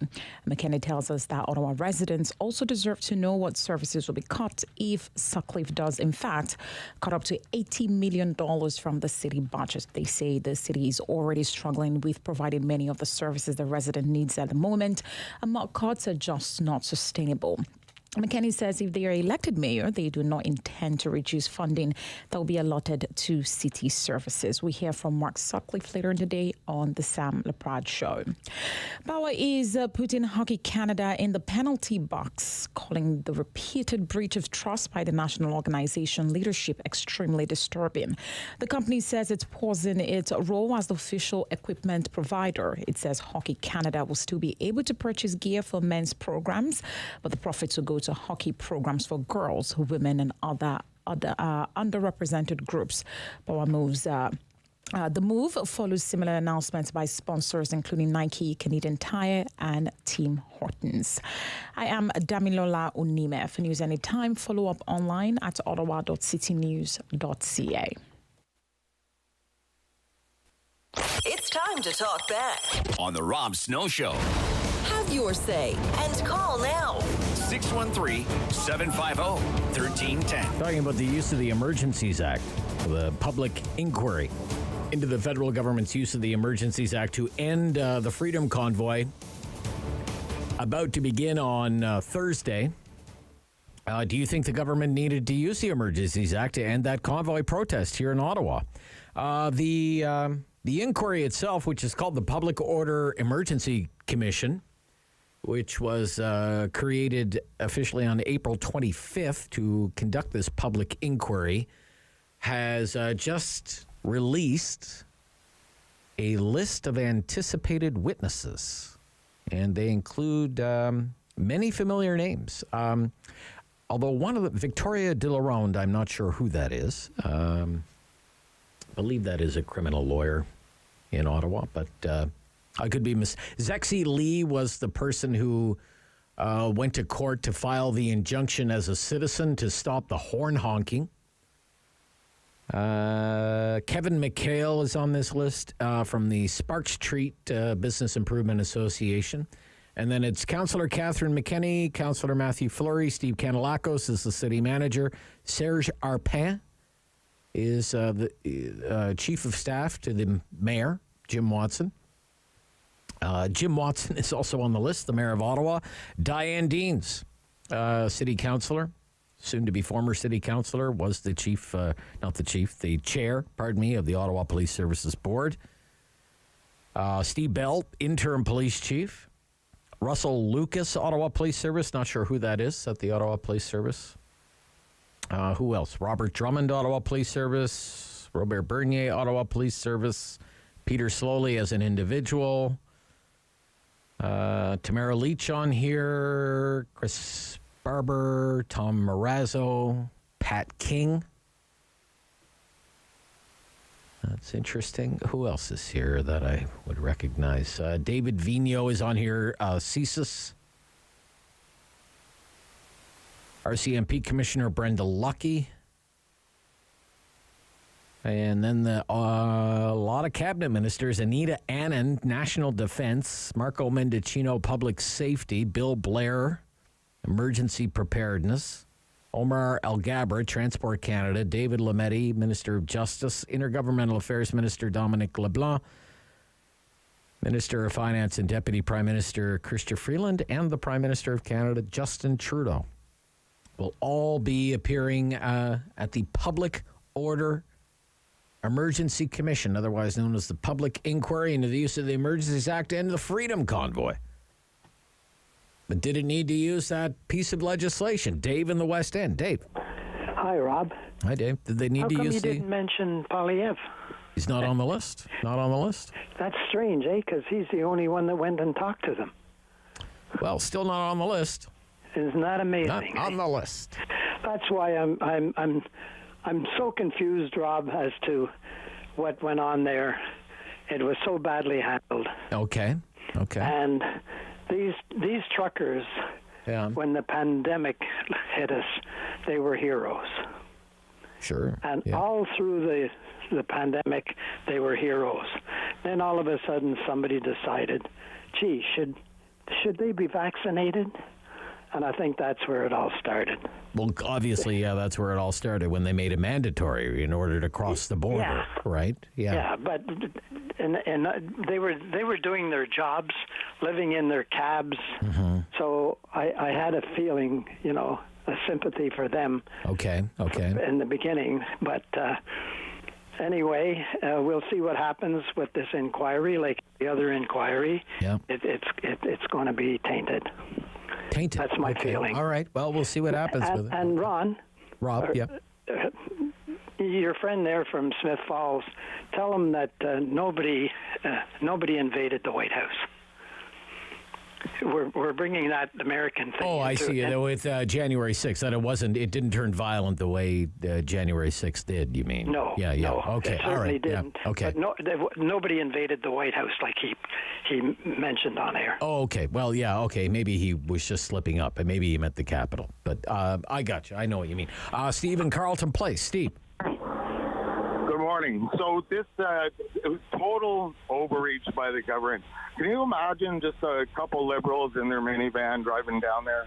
I guess it was the second or third weekend when they would have seen all kinds of people of all different races and sizes walking the streets. That's when they got panicked. It wasn't the damn hauntings. It was like the public waking up to these lockdowns and the mischief that the government was up to. Oh, okay. Right? Okay. That we were still living in fear. Oh, be scared, stay at home, right? And then you got all these truckers out there proving the point that the whole story is horse manure, right?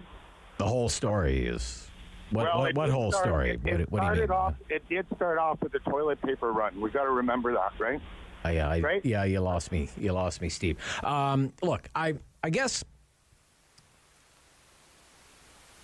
I've always kind of viewed the use. We're focusing on the use of the Emergencies Act, okay, and questioning the use of the Emergencies Act.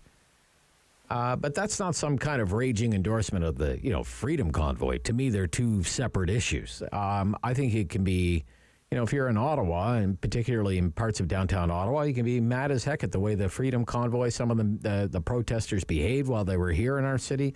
You can be opposed to everything they stand for. You can think they're nothing but a bunch of basket of deplorables. I'm sure a lot of people in Ottawa think that, and more. But I think you can still question the use of the Emergencies Act to put an end to it. That's how I've always viewed it, that there are kind of two issues here, especially since the Emergencies Act wasn't needed to end the blockade on the Ambassador Bridge in Windsor. 750-1310. 750-1310. Couple of lines available for the first time this morning. David in Canada. David. Yes, Rob, I agree. The War Measures Act certainly wasn't warranted in this case. Yeah, the Emergencies Act. Emergencies Act, I'm sorry. Yeah, I mean, I was in 2001, I was in Quebec City when they had the Summit of the Americas, and a whole weekend, a long weekend or what have you, tear gas, helicopters, water cannons, etc., that was not even deemed to be need of the Emergencies Act. Interesting. That was going on, and there was damage to buildings. There was damage everywhere. People have a right to protest, whether you agree or disagree with them. And I think the problem was it was deliberately, I think it was deliberately allowed to extend. It could have been, it could have gone on, for several days or perhaps a week, and then the police needed to move in, and they didn't do their job. And I think, I'm not knocking the police. I think we were told to stand down, and then it became political, and it took 3 weeks. To clear, and when you see how it eventually cleared up. When they did move in, they did take a stronger stance. It ended peacefully, and it ended quickly. Okay. Thank you. Thank you. Thank you for your call. 750-1310, talking about the use of the Emergencies Act public inquiry into its use to end the Freedom Convoy protest begins here in Ottawa at Library and Archives Canada. It begins on Thursday. One of the key questions is, what was the emergency that no other law in existence could deal with it? Okay. What was the emergency that no other law in existence could deal with it, that you had to use this extraordinary measure? That, to me, has always been a key question. This is what the government, in its explanation of the need of the use of the act, said was the emergency, because under the Emergencies Act, the government is obligated to very precisely describe the nature of the emergency, and this is how it described it. The threat or use of acts of serious violence against persons or property, including critical infrastructure, for the purpose of achieving a political or ideological objective within Canada, which is actually pretty close to the definition of terrorism. Quote, the adverse effects on the Canadian economy, threats to its economic security resulting from the impacts of blockades of critical infrastructure, including trade corridors and international border crossings. Quote, the adverse effects resulting from the impacts of the blockade on Canada's relationship with its trading partners, including the United States, that are detrimental to the interests of Canada. Quote, the breakdown in the distribution chain and availability of essential goods, services, and resources. And quote, the potential for an increase in the level of unrest and violence that would further threaten the safety and security of Canadians. That was the justification for the use of the emergency. And that's why the government invoked the Emergencies Act. Is that what was happening here in Ottawa, though? At that time, downtown Ottawa, on Wellington Street. The potential for an increase in the level of unrest and violence that would further threaten the safety and security of Canadians. Impacts on Canada's relationship with trading partners. Is that what was happening on Wellington Street? Critical infrastructure, trade corridors, international border crossings on Wellington Street? Because remember, the Windsor thing ended before the use of the Emergencies Act, the Windsor thing. Let's get back to it here. 750-1310. This is all of the stuff you have to keep in mind. Steve in Ottawa. Steve. Hey, Rob. How's it going today? It goes, yes. Did they need to use the Emergencies Act? I think it was way overreach. I don't think they should have used the Emergency Act at all, and I think every Canadian should be against it. Okay. The reason why is because a lot of these lefty liberals and NDP seem to think we're going to have this left-wing government forever. But what happens when they want to protest something in the future? Mm-hmm. You know? Mm-hmm. What if they ban abortion or something they're really strongly against? And all of a sudden they start protesting. And then what does the government do at the time? Oh, let's call the Emergency Act. Let's shut them down, shut down their bank accounts, lock them up without bail. I think that, it sets a terrible precedent for the future, and every Canadian should be totally against this use of the Emergency Act, whether you support the convoy or not. And that's how I feel about it. Gotcha, Steve. Okay, thank you. This call next, Mike in Manotick. Mike. Hey, Rob, how you doing? Good. Mike, did the government need to use the Emergencies Act to end the Freedom Convoy protest? I think it was a complete overreach on the government's part. Okay. There was two parts to this that I agreed to. A caller a few back, he spoke about dialogue. Had the government met with these Canadians and called them Canadians, I mean, they're supposed to be for all people.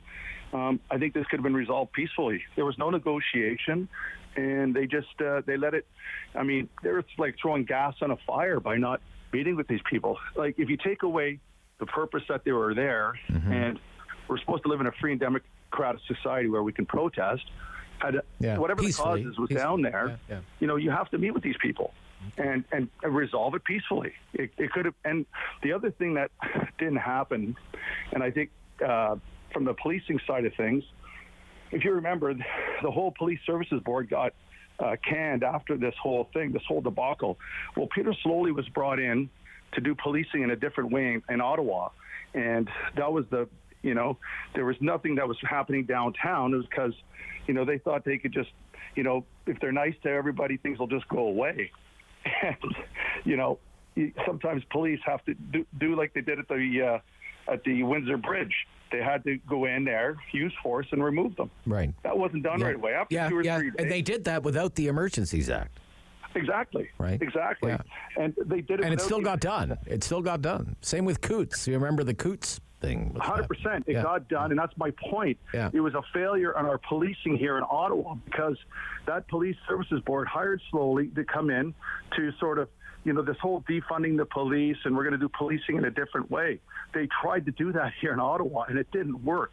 And the Freedom Convoy, or the result of the occupation, was because policing didn't get done properly right at the beginning. Well, yeah, perhaps. I don't. I wouldn't describe Chief Sloly. When I interviewed Chief Sloly, I wouldn't say a lot, but enough times to know he was totally opposed to defund the police and any kind of movement to defund the police. But what he was brought in to do was kind of end, the good old boys club that from time to time is the Ottawa Police Service.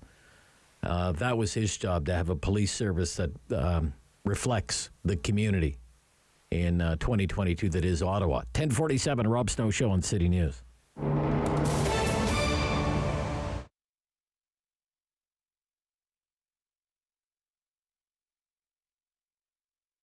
The Houseless Crisis, because it really is a crisis down here on Rideau Street. There is not enough shelters for men especially, and we need to be helping our most vulnerable.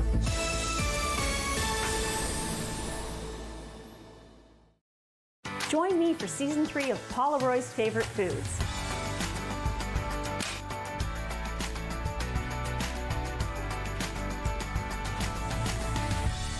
Whew, that was a lot. I think I need a nap. It was my daughter's birthday.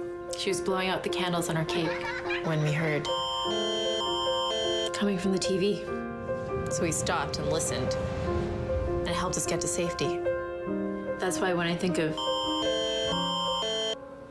my daughter's birthday, because now she gets to keep having them.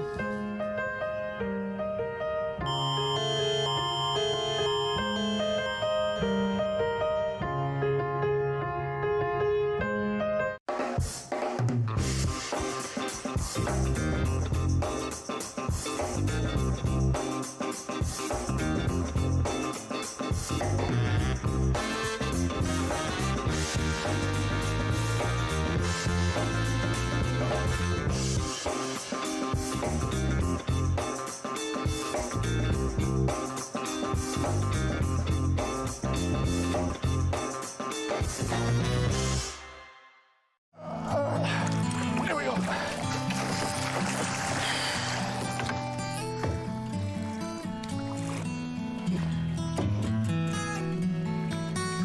Hey, going back in, okay?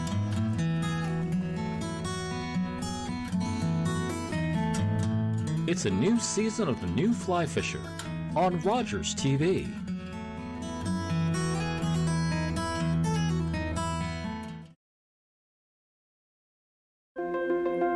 Enjoy the fresh outdoors.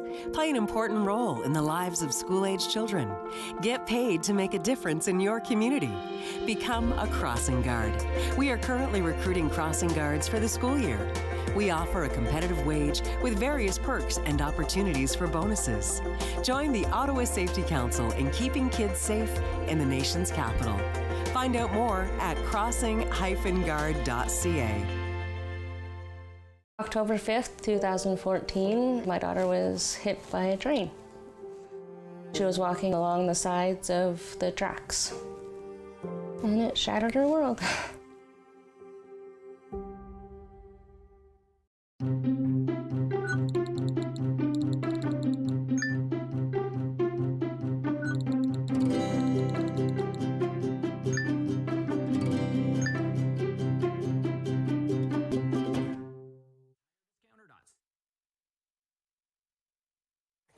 Hello. On the Rob Snow Show. The phone lines are open at 613-750-1310. Now, the Rob Snow Show continues. Talking about the use of the Emergencies Act, a public inquiry into the use of the Emergencies Act to end the Freedom Convoy protest here in Ottawa back in February. There's a public inquiry starts Thursday here in Ottawa, and it's like a who's who when you look at the witness list. I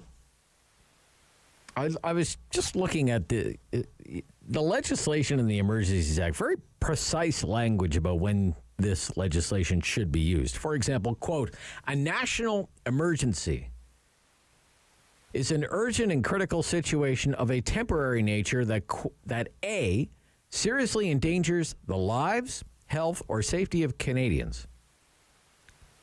Endangers the lives, health, or safety of Canadians and is of such proportions or nature as to exceed the capacity or authority of a province to deal with it, or seriously threatens the ability of the Government of Canada to preserve the sovereignty, security, and territorial integrity of Canada that cannot be effectively dealt with under any other law in Canada. Now, was that the situation in downtown Ottawa in the middle of February where, look, were lives in danger? The health and safety of Canadians at risk? Was our territorial sovereignty at risk?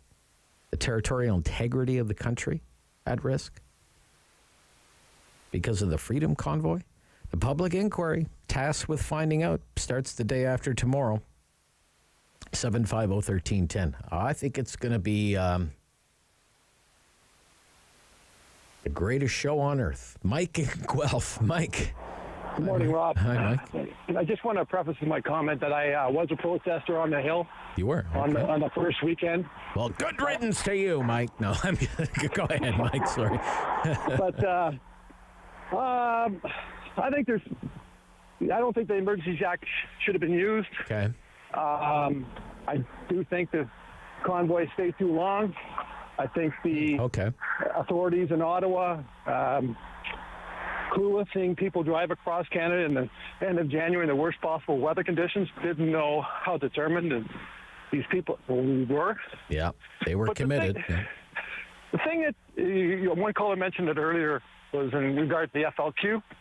Not even the same proportion as that of those events. Yeah. Okay. But what's really upset me this past week, and I thought the whole situation could have been resolved with dialogue.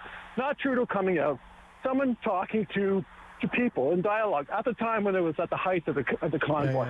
Yeah. What's upset me this week is when I saw the CBC that Canada has met with the Taliban 13 times. Okay, I didn't see that story. I know. Yeah. But we can have dialogue with a terrorist organization that kept Canadians, but we couldn't talk to our own people. Oh, okay. All right. Thank you, Mike. I'm going to try and look for that story. Yeah, thank you. David's going to look for that. Mike in Orleans. Mike. Hi, Rob. Yeah. Hi, Mike. I think it's a complete overreach. Okay. All right. Perhaps the biggest overreach in the history of the nation. Wow. I certainly can't think of anything that would compare to this. And there's been some remarkable points made by other callers, and I applaud them. One thing that hasn't been mentioned is the reception that our Prime Minister got when he spoke to the European Union Parliament, where he was called out by many individuals for accessing and shutting down people's bank accounts. Right. Okay. I think that point alone should tell people that are interested in investing in this nation is that it may not be the best place to bring your money. Well, the moment that was passed or invoked, the government gave itself that authority. In the language of the act, right? It said regulate or prohibit the use of property to fund or support the blockade, require any crowdfunding platform and payment processor to report certain transactions to FinTrack, require any financial service provider to determine whether they have in their possession or control property that belongs to a person who participates in the blockade. Because at that time, it was an illegal protest. It was. We all know now that they had very slim, if no evidence, on the fact that the money was coming from outside the country. That was purely based on, from what I understand, a CBC account that proved to be false. So, well, when the crowdfunding platforms testified before a committee hearing of parliamentarians and said 98% of the money came from within the country. That's right. That's right. Yeah. Okay. So, again, it's an overreach, and I think a complete overreaction by a prime minister that, once again, has failed to lead the nation. Okay. All right, Mike. Thank you. Yep. All of this is going to come up again during the inquiry. Dave in the market. Dave. Was this really a national emergency? Or was it sort of more of an inconvenience for like maybe a 5 square block area of one of the cities in Canada? I don't think it qualified for the Emergencies Act at all. All right. It was. Did they invoke the Emergencies Act when the train tracks were blocked for over a week? No. I mean that I think would qualify more as a national emergency than what was going on in Ottawa. Well, I could understand Windsor. The busiest border crossing in the country, right? Carrying more goods traded than any other border crossing in the country. I think this came down to, they were doing everything they could in a very weak manner to try and get them to move out of the city, to try to get them to leave. And I guess each step they made said, well, maybe this will work, and they said, okay, well, we'll invoke the Emergency Act, maybe that'll scare them away. And it was just, I don't think it was necessary. It was just, wasn't necessary. A ploy to try and get them to leave. Okay. All right, one more. North Gore, Jim. Hi, Jim. Yeah, thanks. On the use of the Emergencies Act, Jim, what did you think? No, they didn't need that at all. Thank goodness that it wasn't violent, because it would have, all kinds of people would have been hurt or killed. It was a bunch of people who didn't do their job properly. And let's face it, the Prime Minister could have designated a group of people to negotiate or at least talk, but he had a little bit of a hissy fit, and he was going to show everybody, and his dad had done it before, but it was totally different. I mean, I was a working cop when War Measures Act was on. Right. So, okay.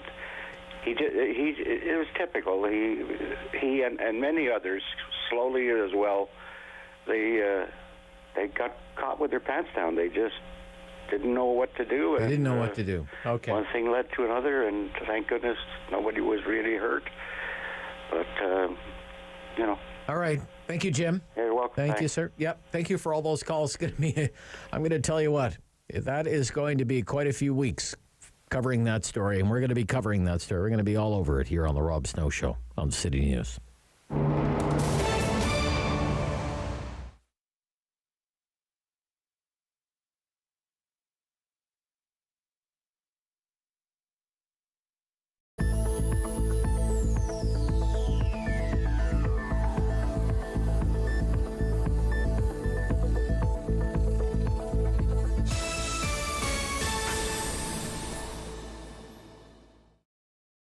Play 4 games of bingo from the comfort of your own home each Monday at 7 p.m. for your chance to win money from our $2,000 regular bingo or $5,000 super bingo night. Kiwanis TV Bingo, Mondays at 7 p.m. on Rogers TV.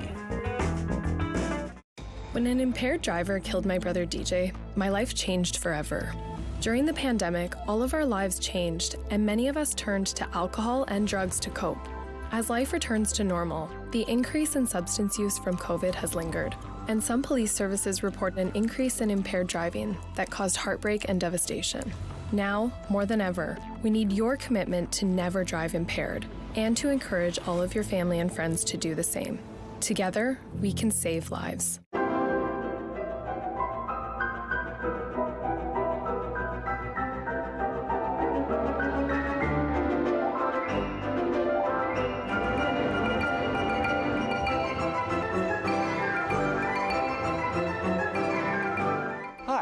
I'm Julian Armour from Music and Beyond. Join us for a new show this spring on Rogers called Music and Beyond Presents. What are we doing about COVID? Seems like the communications have been all about how everything's opening up, and yet here in Ottawa we're experiencing our 7th wave, so a bit of a contradiction there.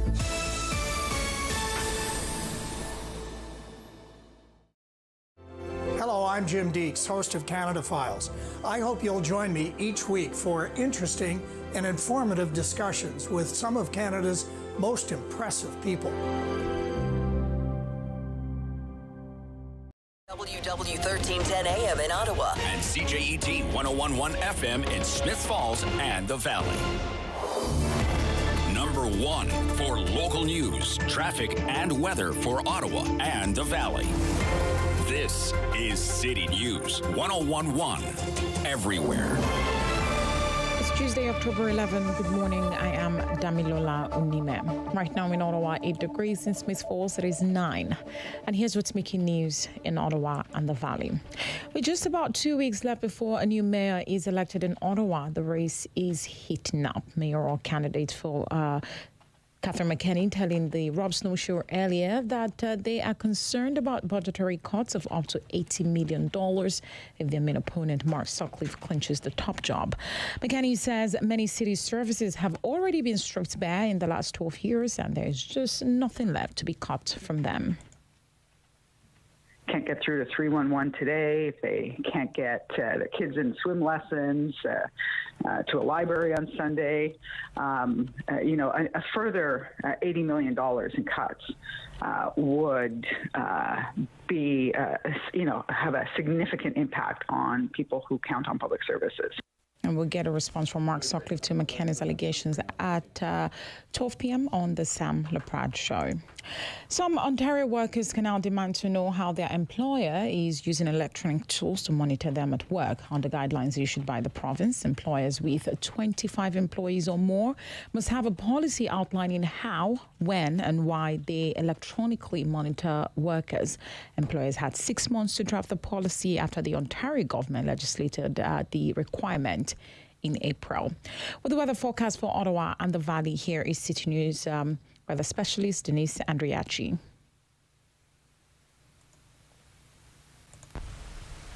Mild weather to kick off the work week. Daytime highs near 18. Book the tea time, book the patio reservations. It is going to be quite nice. Lots of sunshine too for today, which is fantastic. We've got the nice temperatures and the nice sky conditions going hand in hand for today.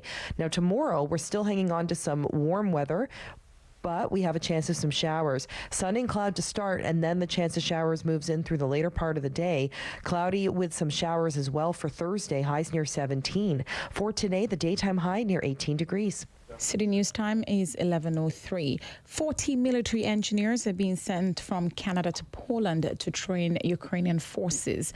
The new complement is joining a British-led training mission on top of the roughly 225 Canadian military trainers already working with Ukrainian forces. Department of National Defense says the engineers will focus on teaching Ukrainian soldiers how to safely use explosives, among other things. Defense Minister Anita Anand announced the deployment during a visit visit to Warsaw this morning. I am Damilola Unime for News Anytime. Follow up online at ottawa.citynews.ca. He's a pillar of community opinion.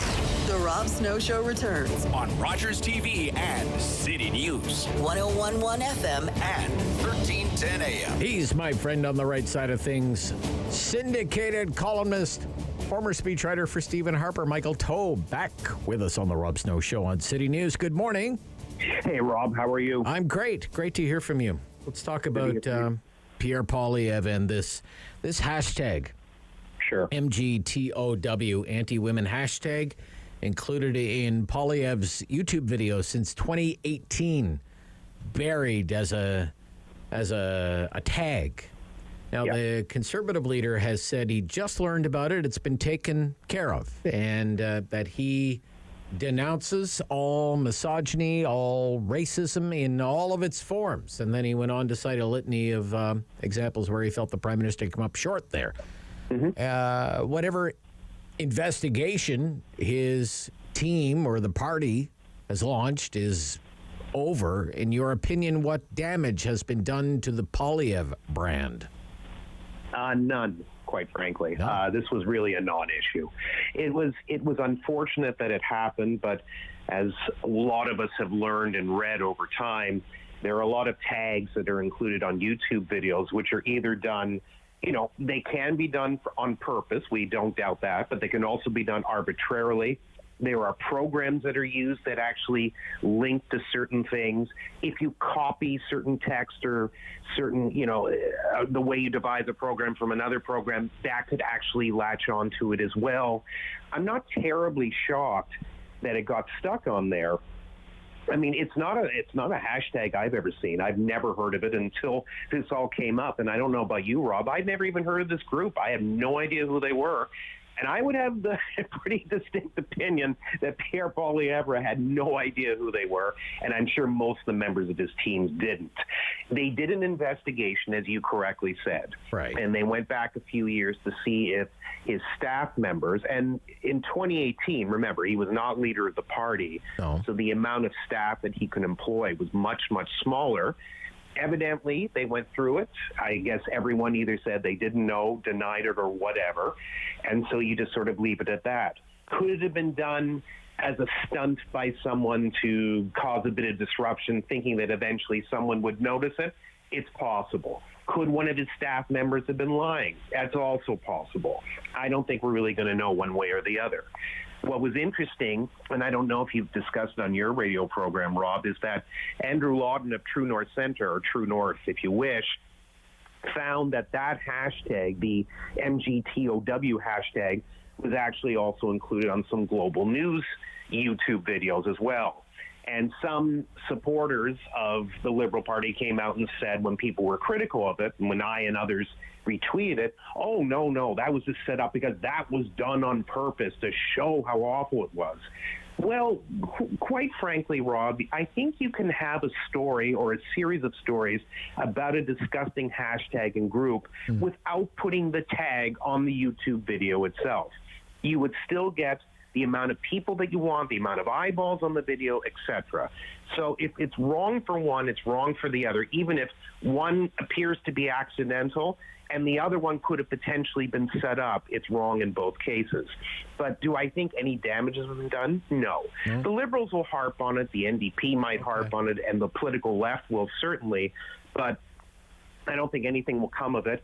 And when he came right out and was asked about it in question period in the House of Commons, he condemned misogyny, he condemned the label, he condemned the group. Well, let's listen. Let's listen to how this came out. Let's listen to how this came out last week here. Go ahead. This organization, and I corrected the problem as soon as it became known to me, Mr. Speaker.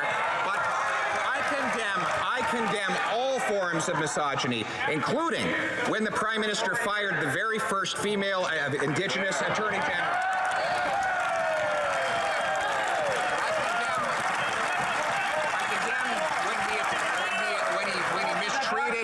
Minority young women in his own caucus who had to leave politics, and I condemn him for when he dressed up in racist costumes so many times he forgot them all. We condemn it always, Mr. Speaker.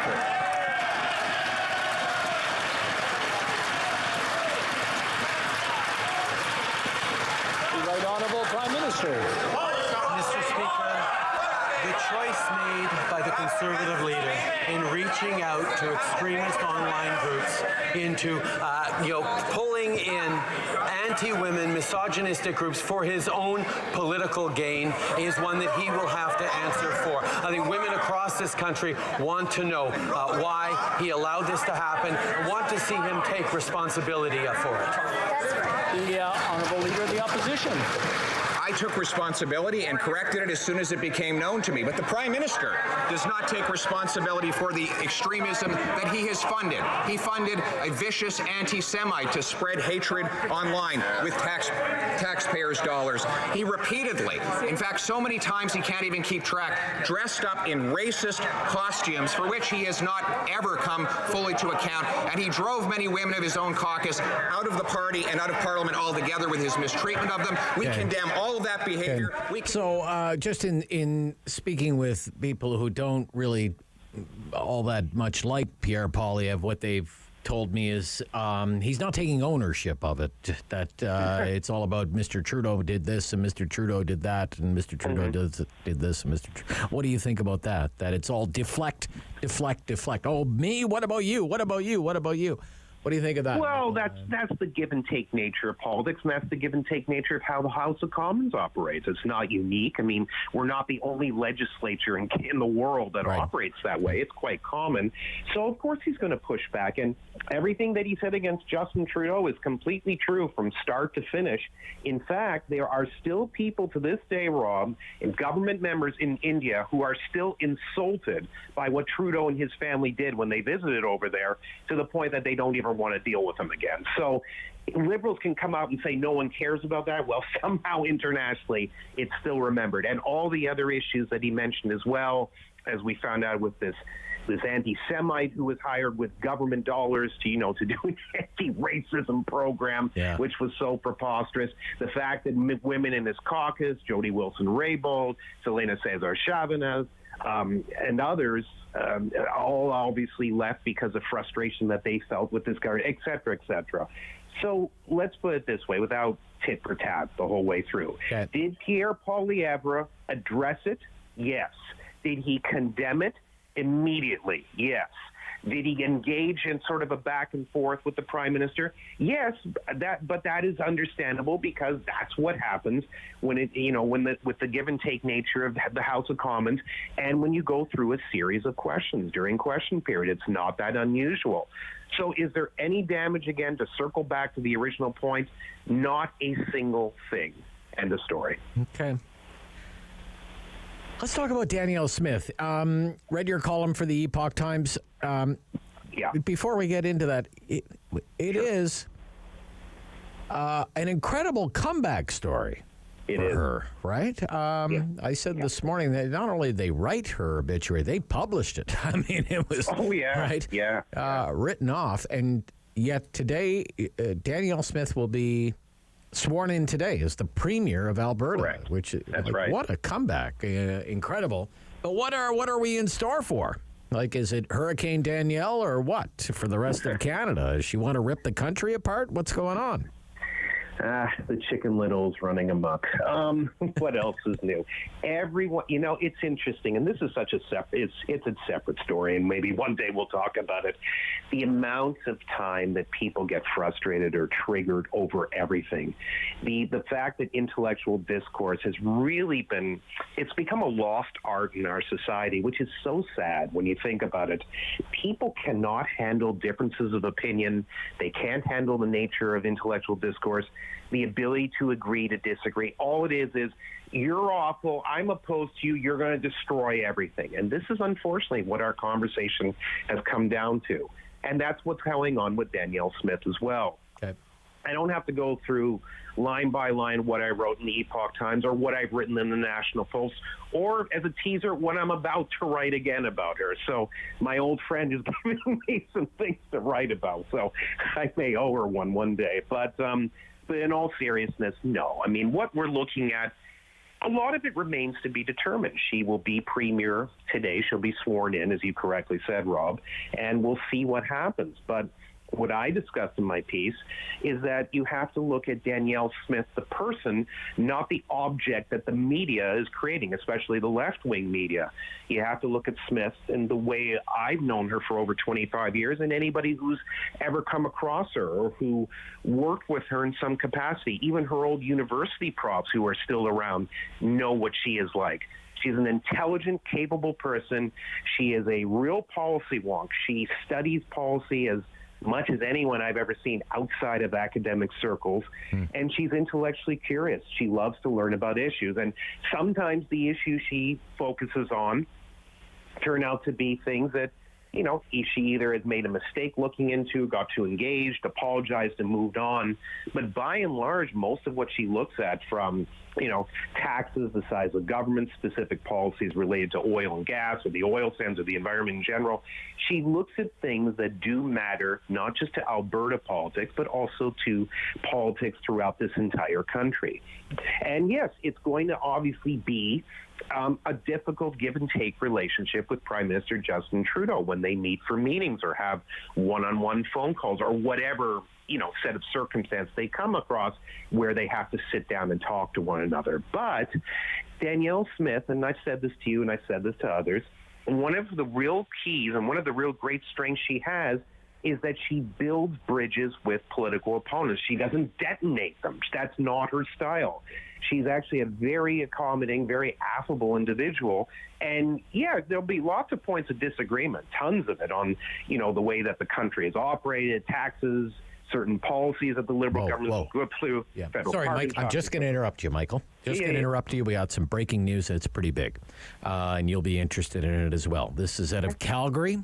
The Hockey Canada Board of Directors has announced important changes to Hockey Canada's leadership team.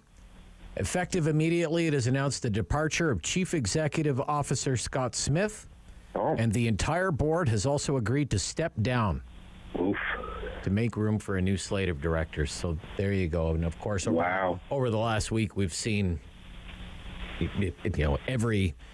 all the major sponsors have basically just abandoned this moribund organization. So the Hockey Canada seeking board candidates to shape the future of the organization. We encourage qualified individuals to respond to a call for nominations by an independent nominating committee.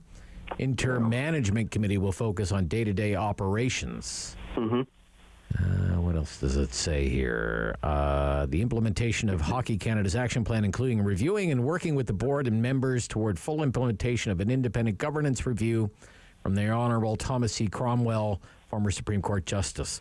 Hockey Canada will continue to provide public updates. So there you go. The CEO is out and the entire board of directors has resigned. You wanted people were calling for a clean slate.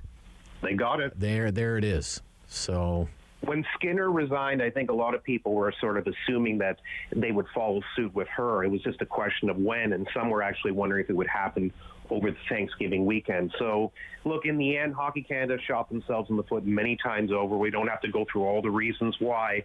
If you want a clean slate, as you said, and I think that's very apt, this is the right way to do it, but it should have been done earlier.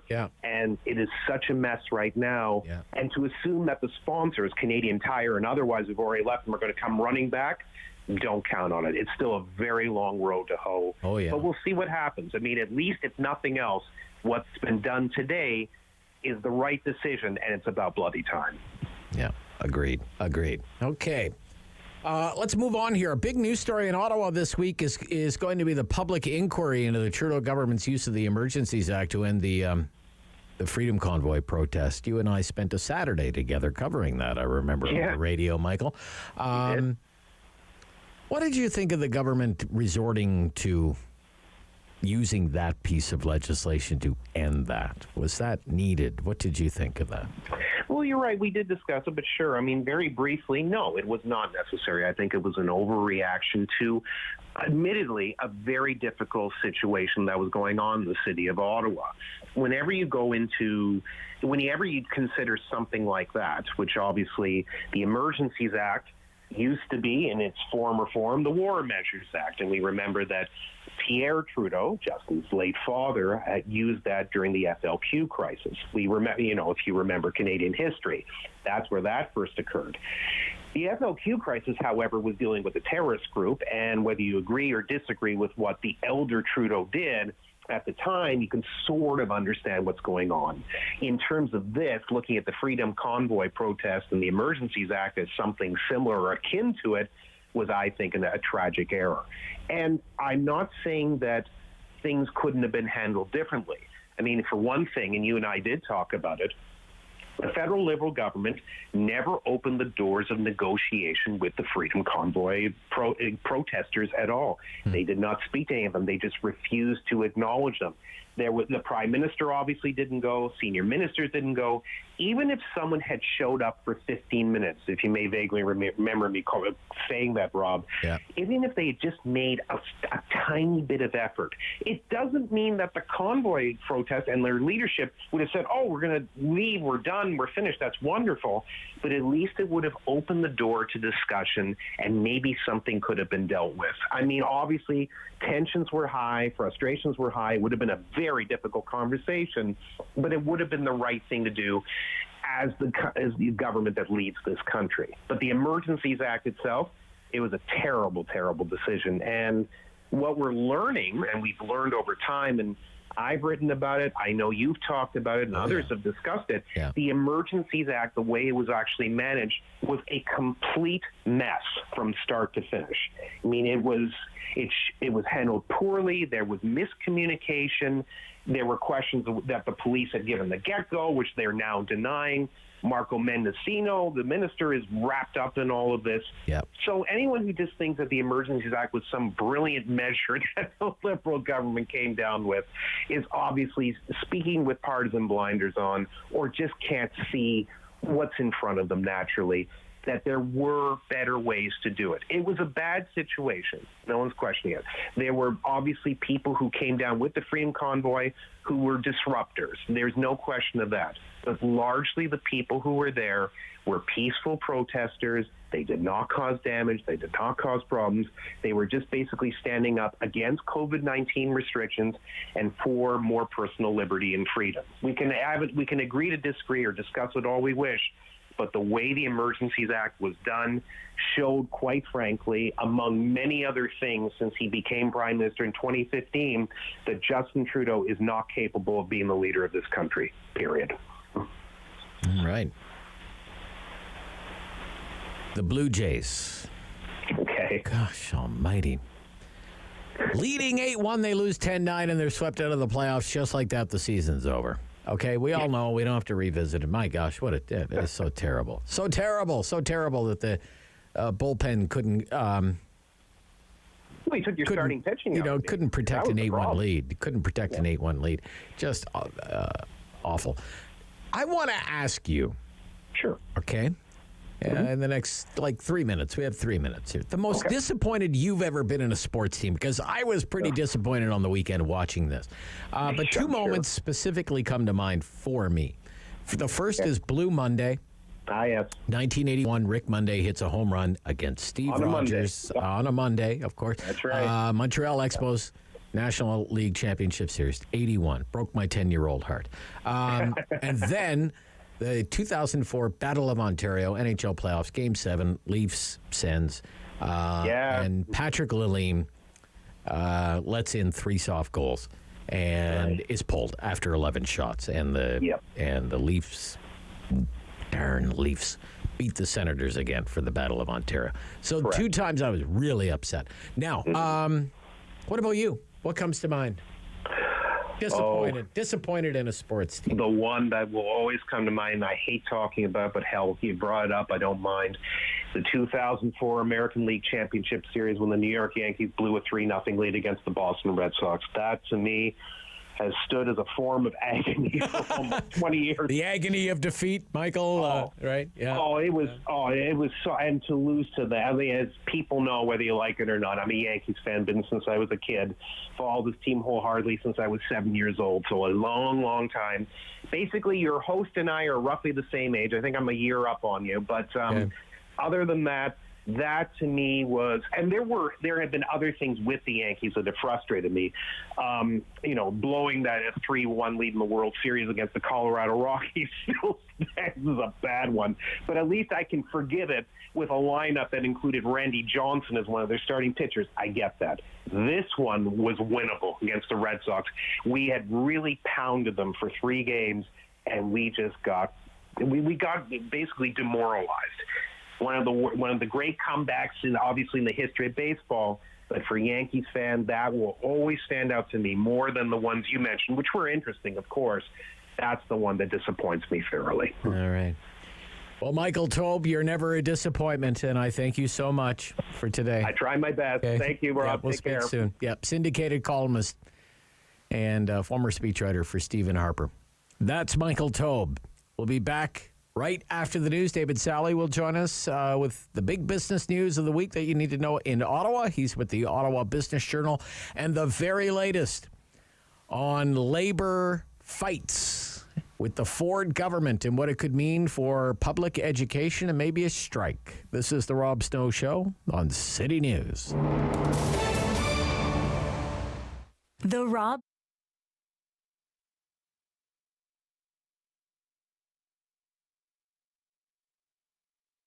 Every year, dozens of Canadians are killed or seriously injured because they take risks around railway tracks. Talk to your loved ones about rail safety. Visit stoptracktragedies.ca.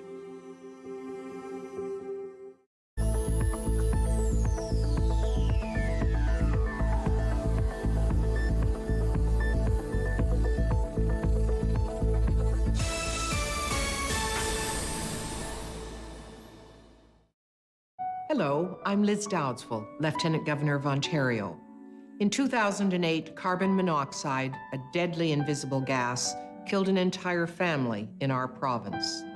That tragedy led to a new law requiring homes with potential CO sources to have alarms. John Gignac's family members passed away that day, and he shares his story to save others. Please make sure you have working CO alarms in your home. Protect your family today. My mother said we had to leave home. The communists were going to take my father away. If my parents were afraid, they didn't show us. But we would never forget our escape from Vietnam. We were lost. What was your job in Vietnam? University professor. We had no home. Do you have any family in Canada? No, sir. Nobody wanted us. Welcome to Canada. Canada chose us. Canadians opened their borders, their homes, and their hearts to more than 100,000 refugees fleeing persecution after the Vietnam War. We were home. Hi, I'm Sahai from The Wiggles, and this is my new book, Something in Common. Join me on an adventure as a camp counselor helping some amazing children make friends and share what family means to them. I wrote this book with my friends at Children's Aid Foundation of Canada to help children who might feel lonely or like they don't belong. Not everyone has the same type of family, but we all have something in common.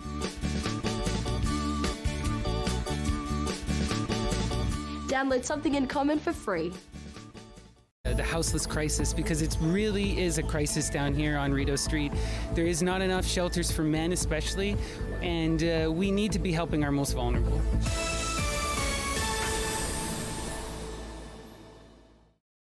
Join me for Season 3 of Paula Roy's Favorite Foods.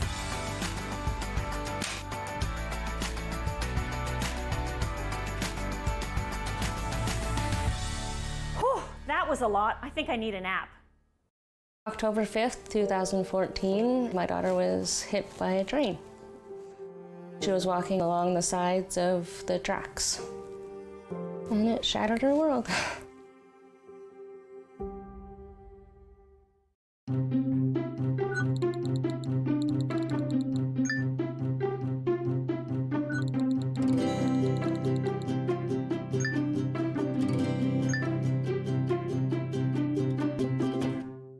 I think our schools need better resources. Teachers need to be paid better. I think that there should be programs for Black people that prioritize our needs. And I think the curriculum needs to be adjusted to reflect all peoples, not just one kind of person. And they should also invest a lot of money in programs, after-school programs that are not like relevant in 1990, but are relevant today.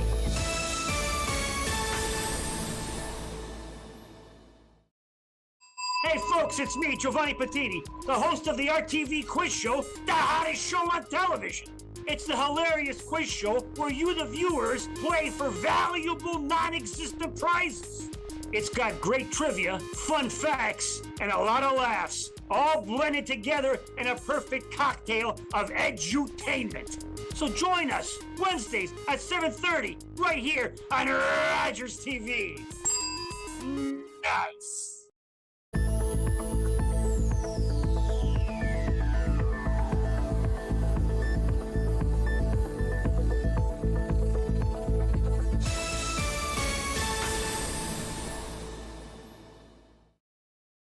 Play 4 games of bingo from the comfort of your own home each Monday at 7 p.m. for your chance to win money from our $2,000 regular bingo or $5,000 super bingo night. Kiwanis TV Bingo, Mondays at 7 p.m. on Rogers TV. And weather for Ottawa and the Valley. This is City News 1011 everywhere. It's Tuesday, October 11th. Good morning, I'm Danielle Bain. Right now in Ottawa and Smiths Falls, mainly sunny skies, around 11 degrees. Here's what's making news this hour. Breaking news from Hockey Canada, where the president and CEO Scott Smith has resigned. Along with Smith stepping down comes the resignation of the entire board of directors. This follows the resignation of interim board chair Andrea Skinner just 2 days ago.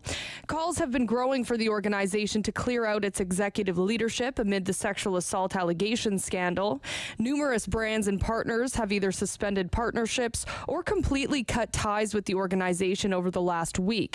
The latest coming from Bauer, which paused its role as the official equipment provider. Stay with City News for the latest on this developing story.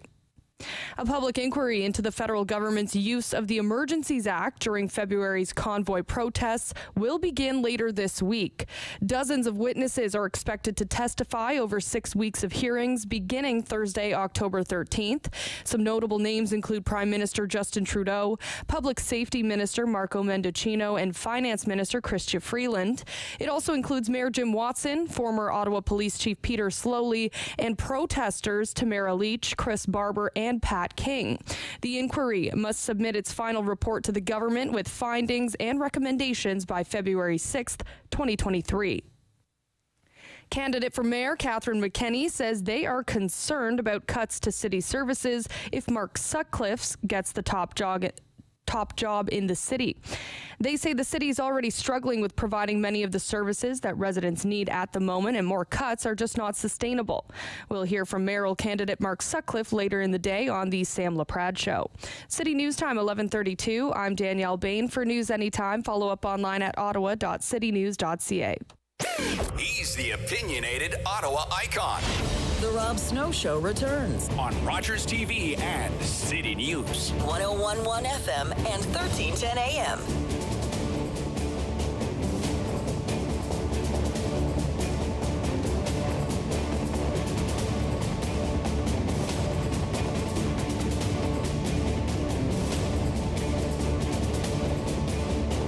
Welcoming back from the Ottawa Business Journal, David Sally has been watching all of the big business stories here in the Ottawa area. Welcome back, David Sally. Hi, Rob. How are you? I'm pretty good. How are you? I'm good. Good. So, I'm glad you're following up on this story about Claridge and its decision to cancel a proposed Hindenburg condo tower. I interviewed the COO at the time of Claridge about that decision, something they'd never done before. Mr. Malholter told me in the history of Ottawa that they, canceled a project, and this was 30 stories, right? that's right. Transit-oriented development, not far from an LRT station, but just market dynamics have changed, he told me. So you have been working your sources, calling around, meeting people, talking to people. Is it a one-off? What's going on within the development community? Rob, in short, from what I'm hearing from Mr. Malhotra and others, they don't think it will be a one-off. Okay. This one, it could, as Neil Malhotra told me recently,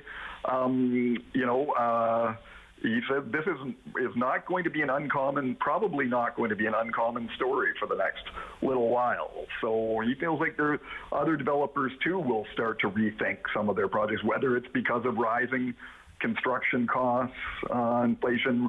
We know about some of the city, the new fees that the city is imposing on developers. So you've got those factors. You've also got the fact that, as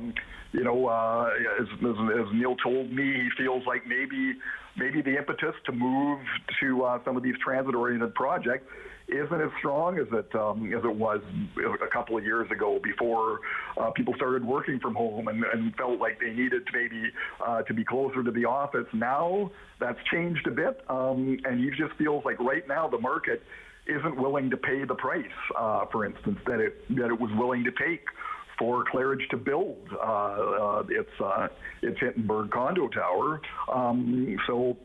There's just a number of factors the developers feel are contributing to this perhaps.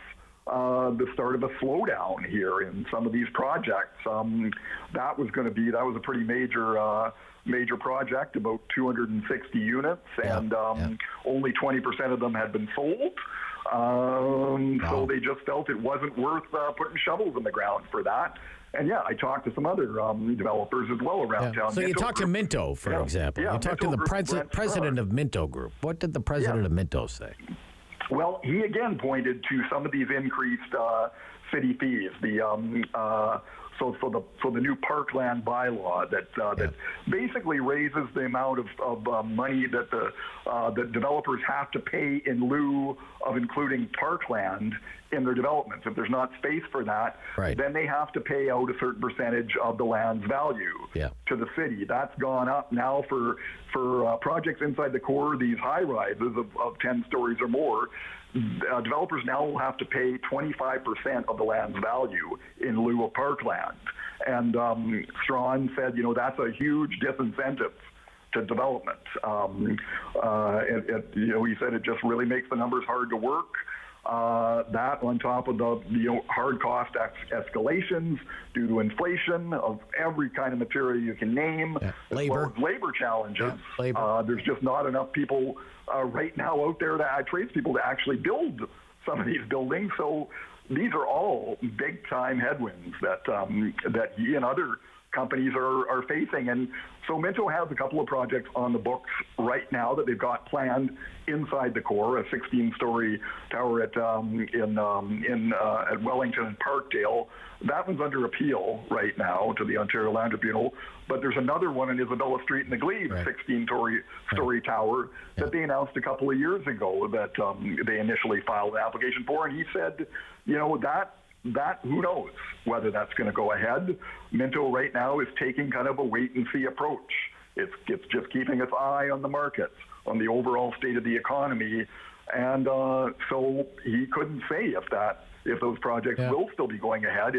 They're going to really have to take a long, hard look at things.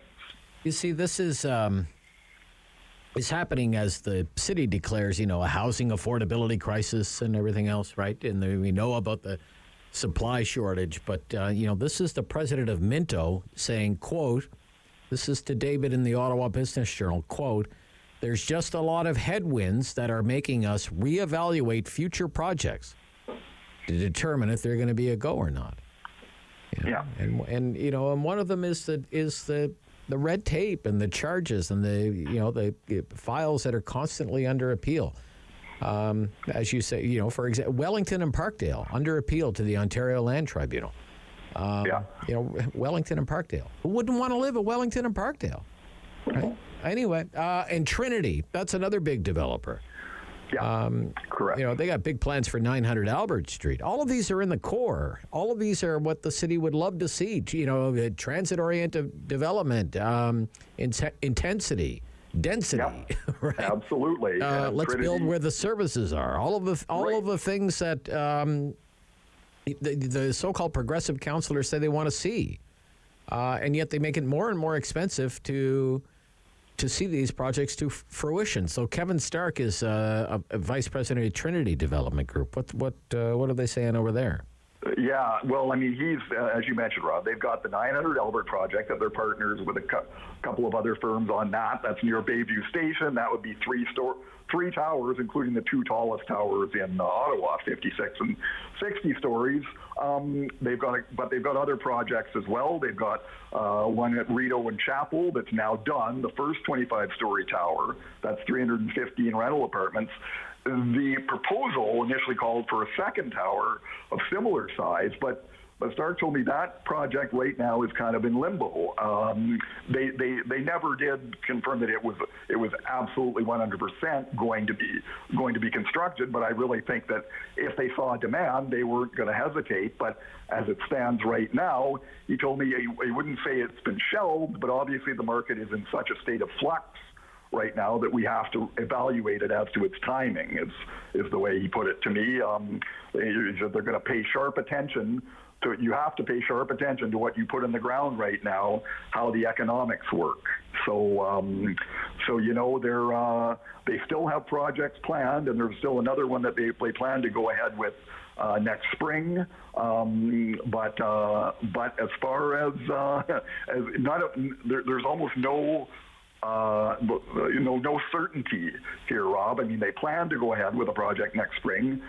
You wouldn't name it, but you just said that right now that's the plan, but that could change. So we're just hearing a lot of uncertainty, essentially. Rob, is the key word right now. Okay, so that's residential. What about commercial? What's going on there? Big write-up there.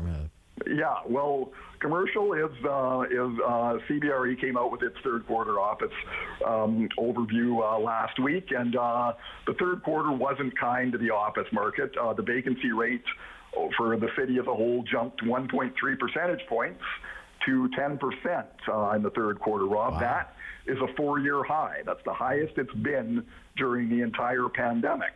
And that kind of goes maybe against what you might think the conventional wisdom would be. When we're for a while there, we were hearing that there was some optimism in the commercial real estate community. That people, you know, were starting to move away from some of the pandemic restrictions. There's more building momentum to get back to the office. And these numbers kind of fly in the face of that. They kind of suggest that maybe... Plus, you know, David, if I could just interrupt there, David. You know, we've seen some really prestigious square footage come up for sale, and it's been scooped up just like that, right?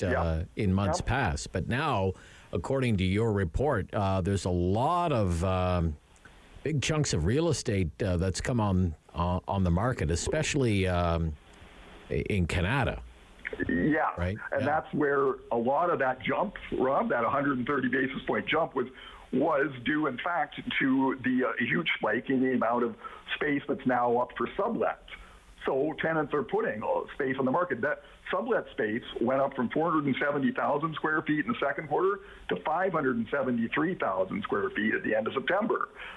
That's more, so an extra 100,000 square feet plus, because you had a couple of big name companies, Sienna, big tech firm that has a huge R&D space in Canada on Innovation Drive. They put 100,000 square feet up for sublet there.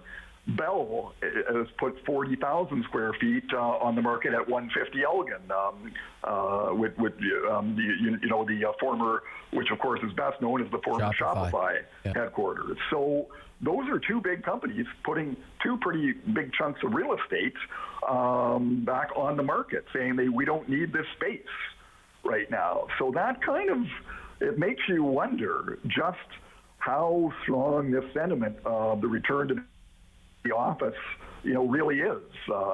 We know that Ottawa is already lagging behind a lot of cities. It's near the bottom in terms of the percentage of people who've actually come back to the office, and it doesn't sound like right now that trend is going to reverse itself anytime soon. And a lot of people are looking to, of course, the federal government. Hugh Gorman, he's the head of Colonnade Bridgeport, the city's largest landlord, and he basically said a lot of it is going to depend on what the feds do. If the feds start coming back to the office, that could kind of set the tone, and maybe then other employers will also start trying to really push people to come back to the office. But until then, Ottawa seems to be in a bit of a holding pattern, and most people think it's not going to change anytime soon. Gorman told me that he thinks it could even be years before 3 to 5 years, in fact, before we really start to see a big decrease in the vacancy rates. Okay. Company to watch, profiled in the Ottawa Business Journal this week, is a company called Field Effect Software. In a couple of minutes here, tell us about Field Effect and how it's managed to secure some funding. Yeah, Field Effect, Rob. It is cybersecurity, and it has a patented software that it targets to. It's targeting small and medium-sized businesses, kind of the people that it feels are being left behind by the big companies who tend to focus on enterprise firms where they can sell a lot of licenses. Well, that leaves a whole ton of SMEs out there for a captive market. And Field Effect was founded by a couple of local Ottawa guys here, Matt Holland and Andrew Loshman. These guys are big-time cybersecurity gurus. They've got a strong background. In cybersecurity, formerly working for the feds and other places. So they've had this software going now for about 5 or 6 years, really, and they recently raised $30 million US from New Jersey's Edison Partners to really ramp up, really crack the U.S. market. Really, that's where they obviously feel like they're going to make the most hay. And they really feel like their solution is really going to take the market by storm.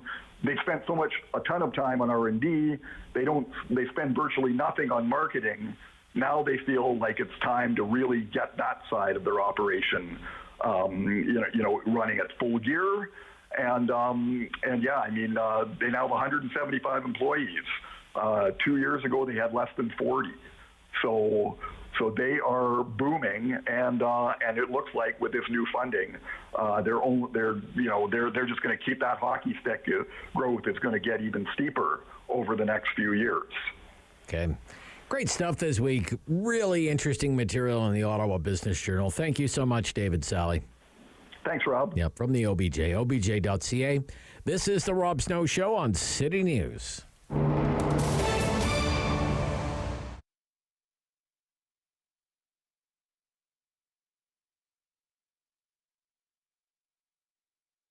What are we doing about COVID? Seems like the communications have been all about how everything's opening up, and yet here in Ottawa we're experiencing our 7th wave, so a bit of a contradiction there.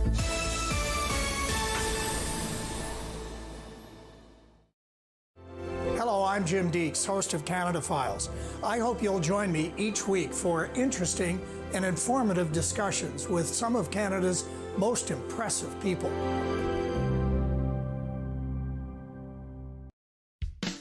I'm Sahai from The Wiggles, and this is my new book, Something in Common. Join me on an adventure as a camp counsellor helping some amazing children make friends and share what family means to them.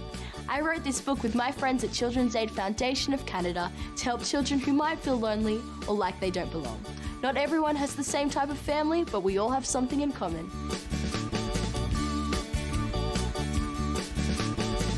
Download Something in Common for free.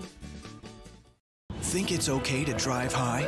Think again. Drug-impaired driving is as illegal as drunk driving, and in Ontario, the penalties are the same. If police suspect you're driving under the influence of drugs of any kind, or a combination of drugs and alcohol, and you fail a roadside test, your license will be suspended immediately for up to 30 days. You'll pay a penalty of $198. And you can be charged with a criminal offense of impaired driving, the same as alcohol. Driving high is never okay. $20. Hi, I'm Maggie. Come into my kitchen. When you're using salt in a recipe, check for saltiness. Not all salts are equal. A fine grain salt is a lot more salty than a large grain salt because that takes longer to get into the food. Bum, bum, bum, bum, bum, bum, bum, bum. $20. $20. Enjoy the fresh outdoors.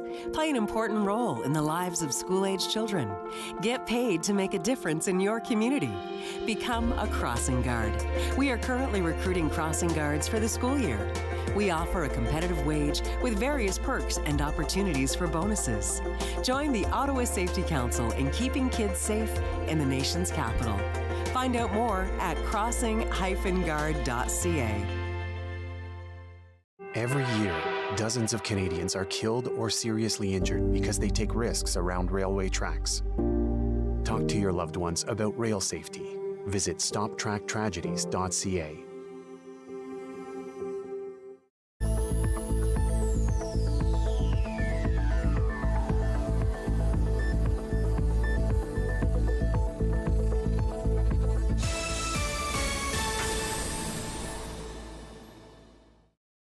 On Rogers TV and City News. 101.1 FM and 1310 AM.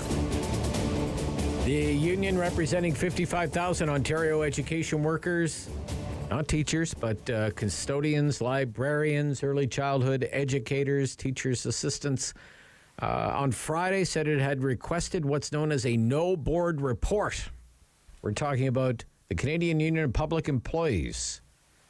Its members recently, you may recall, returned a 96.5% positive vote for a strike mandate. So Laura Walton is with CUPE and the Ontario School Board Council of Unions. CUPE's Ontario School Board Council of Unions, president there. Laura Walton, welcome back.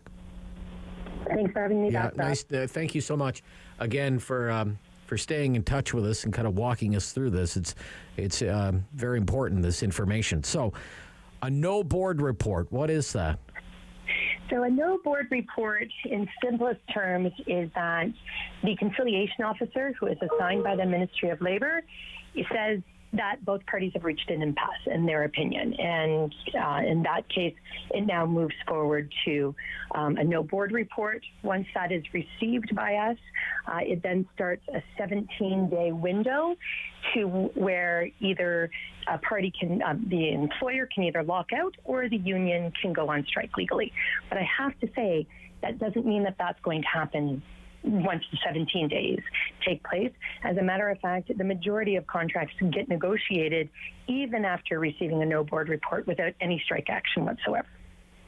Okay, so what would be your advice to parents right now?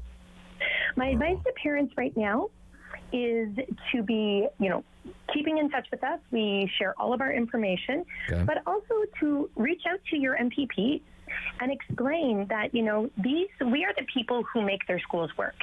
And if you're on Twitter or on Facebook, we've had some amazing pieces come out from parents who are sharing about how if it were not for their EA, their child would not be allowed to attend field trips. If not for their ECE, their young child would not have had the experience that they've had. Talking about the work that our custodians do.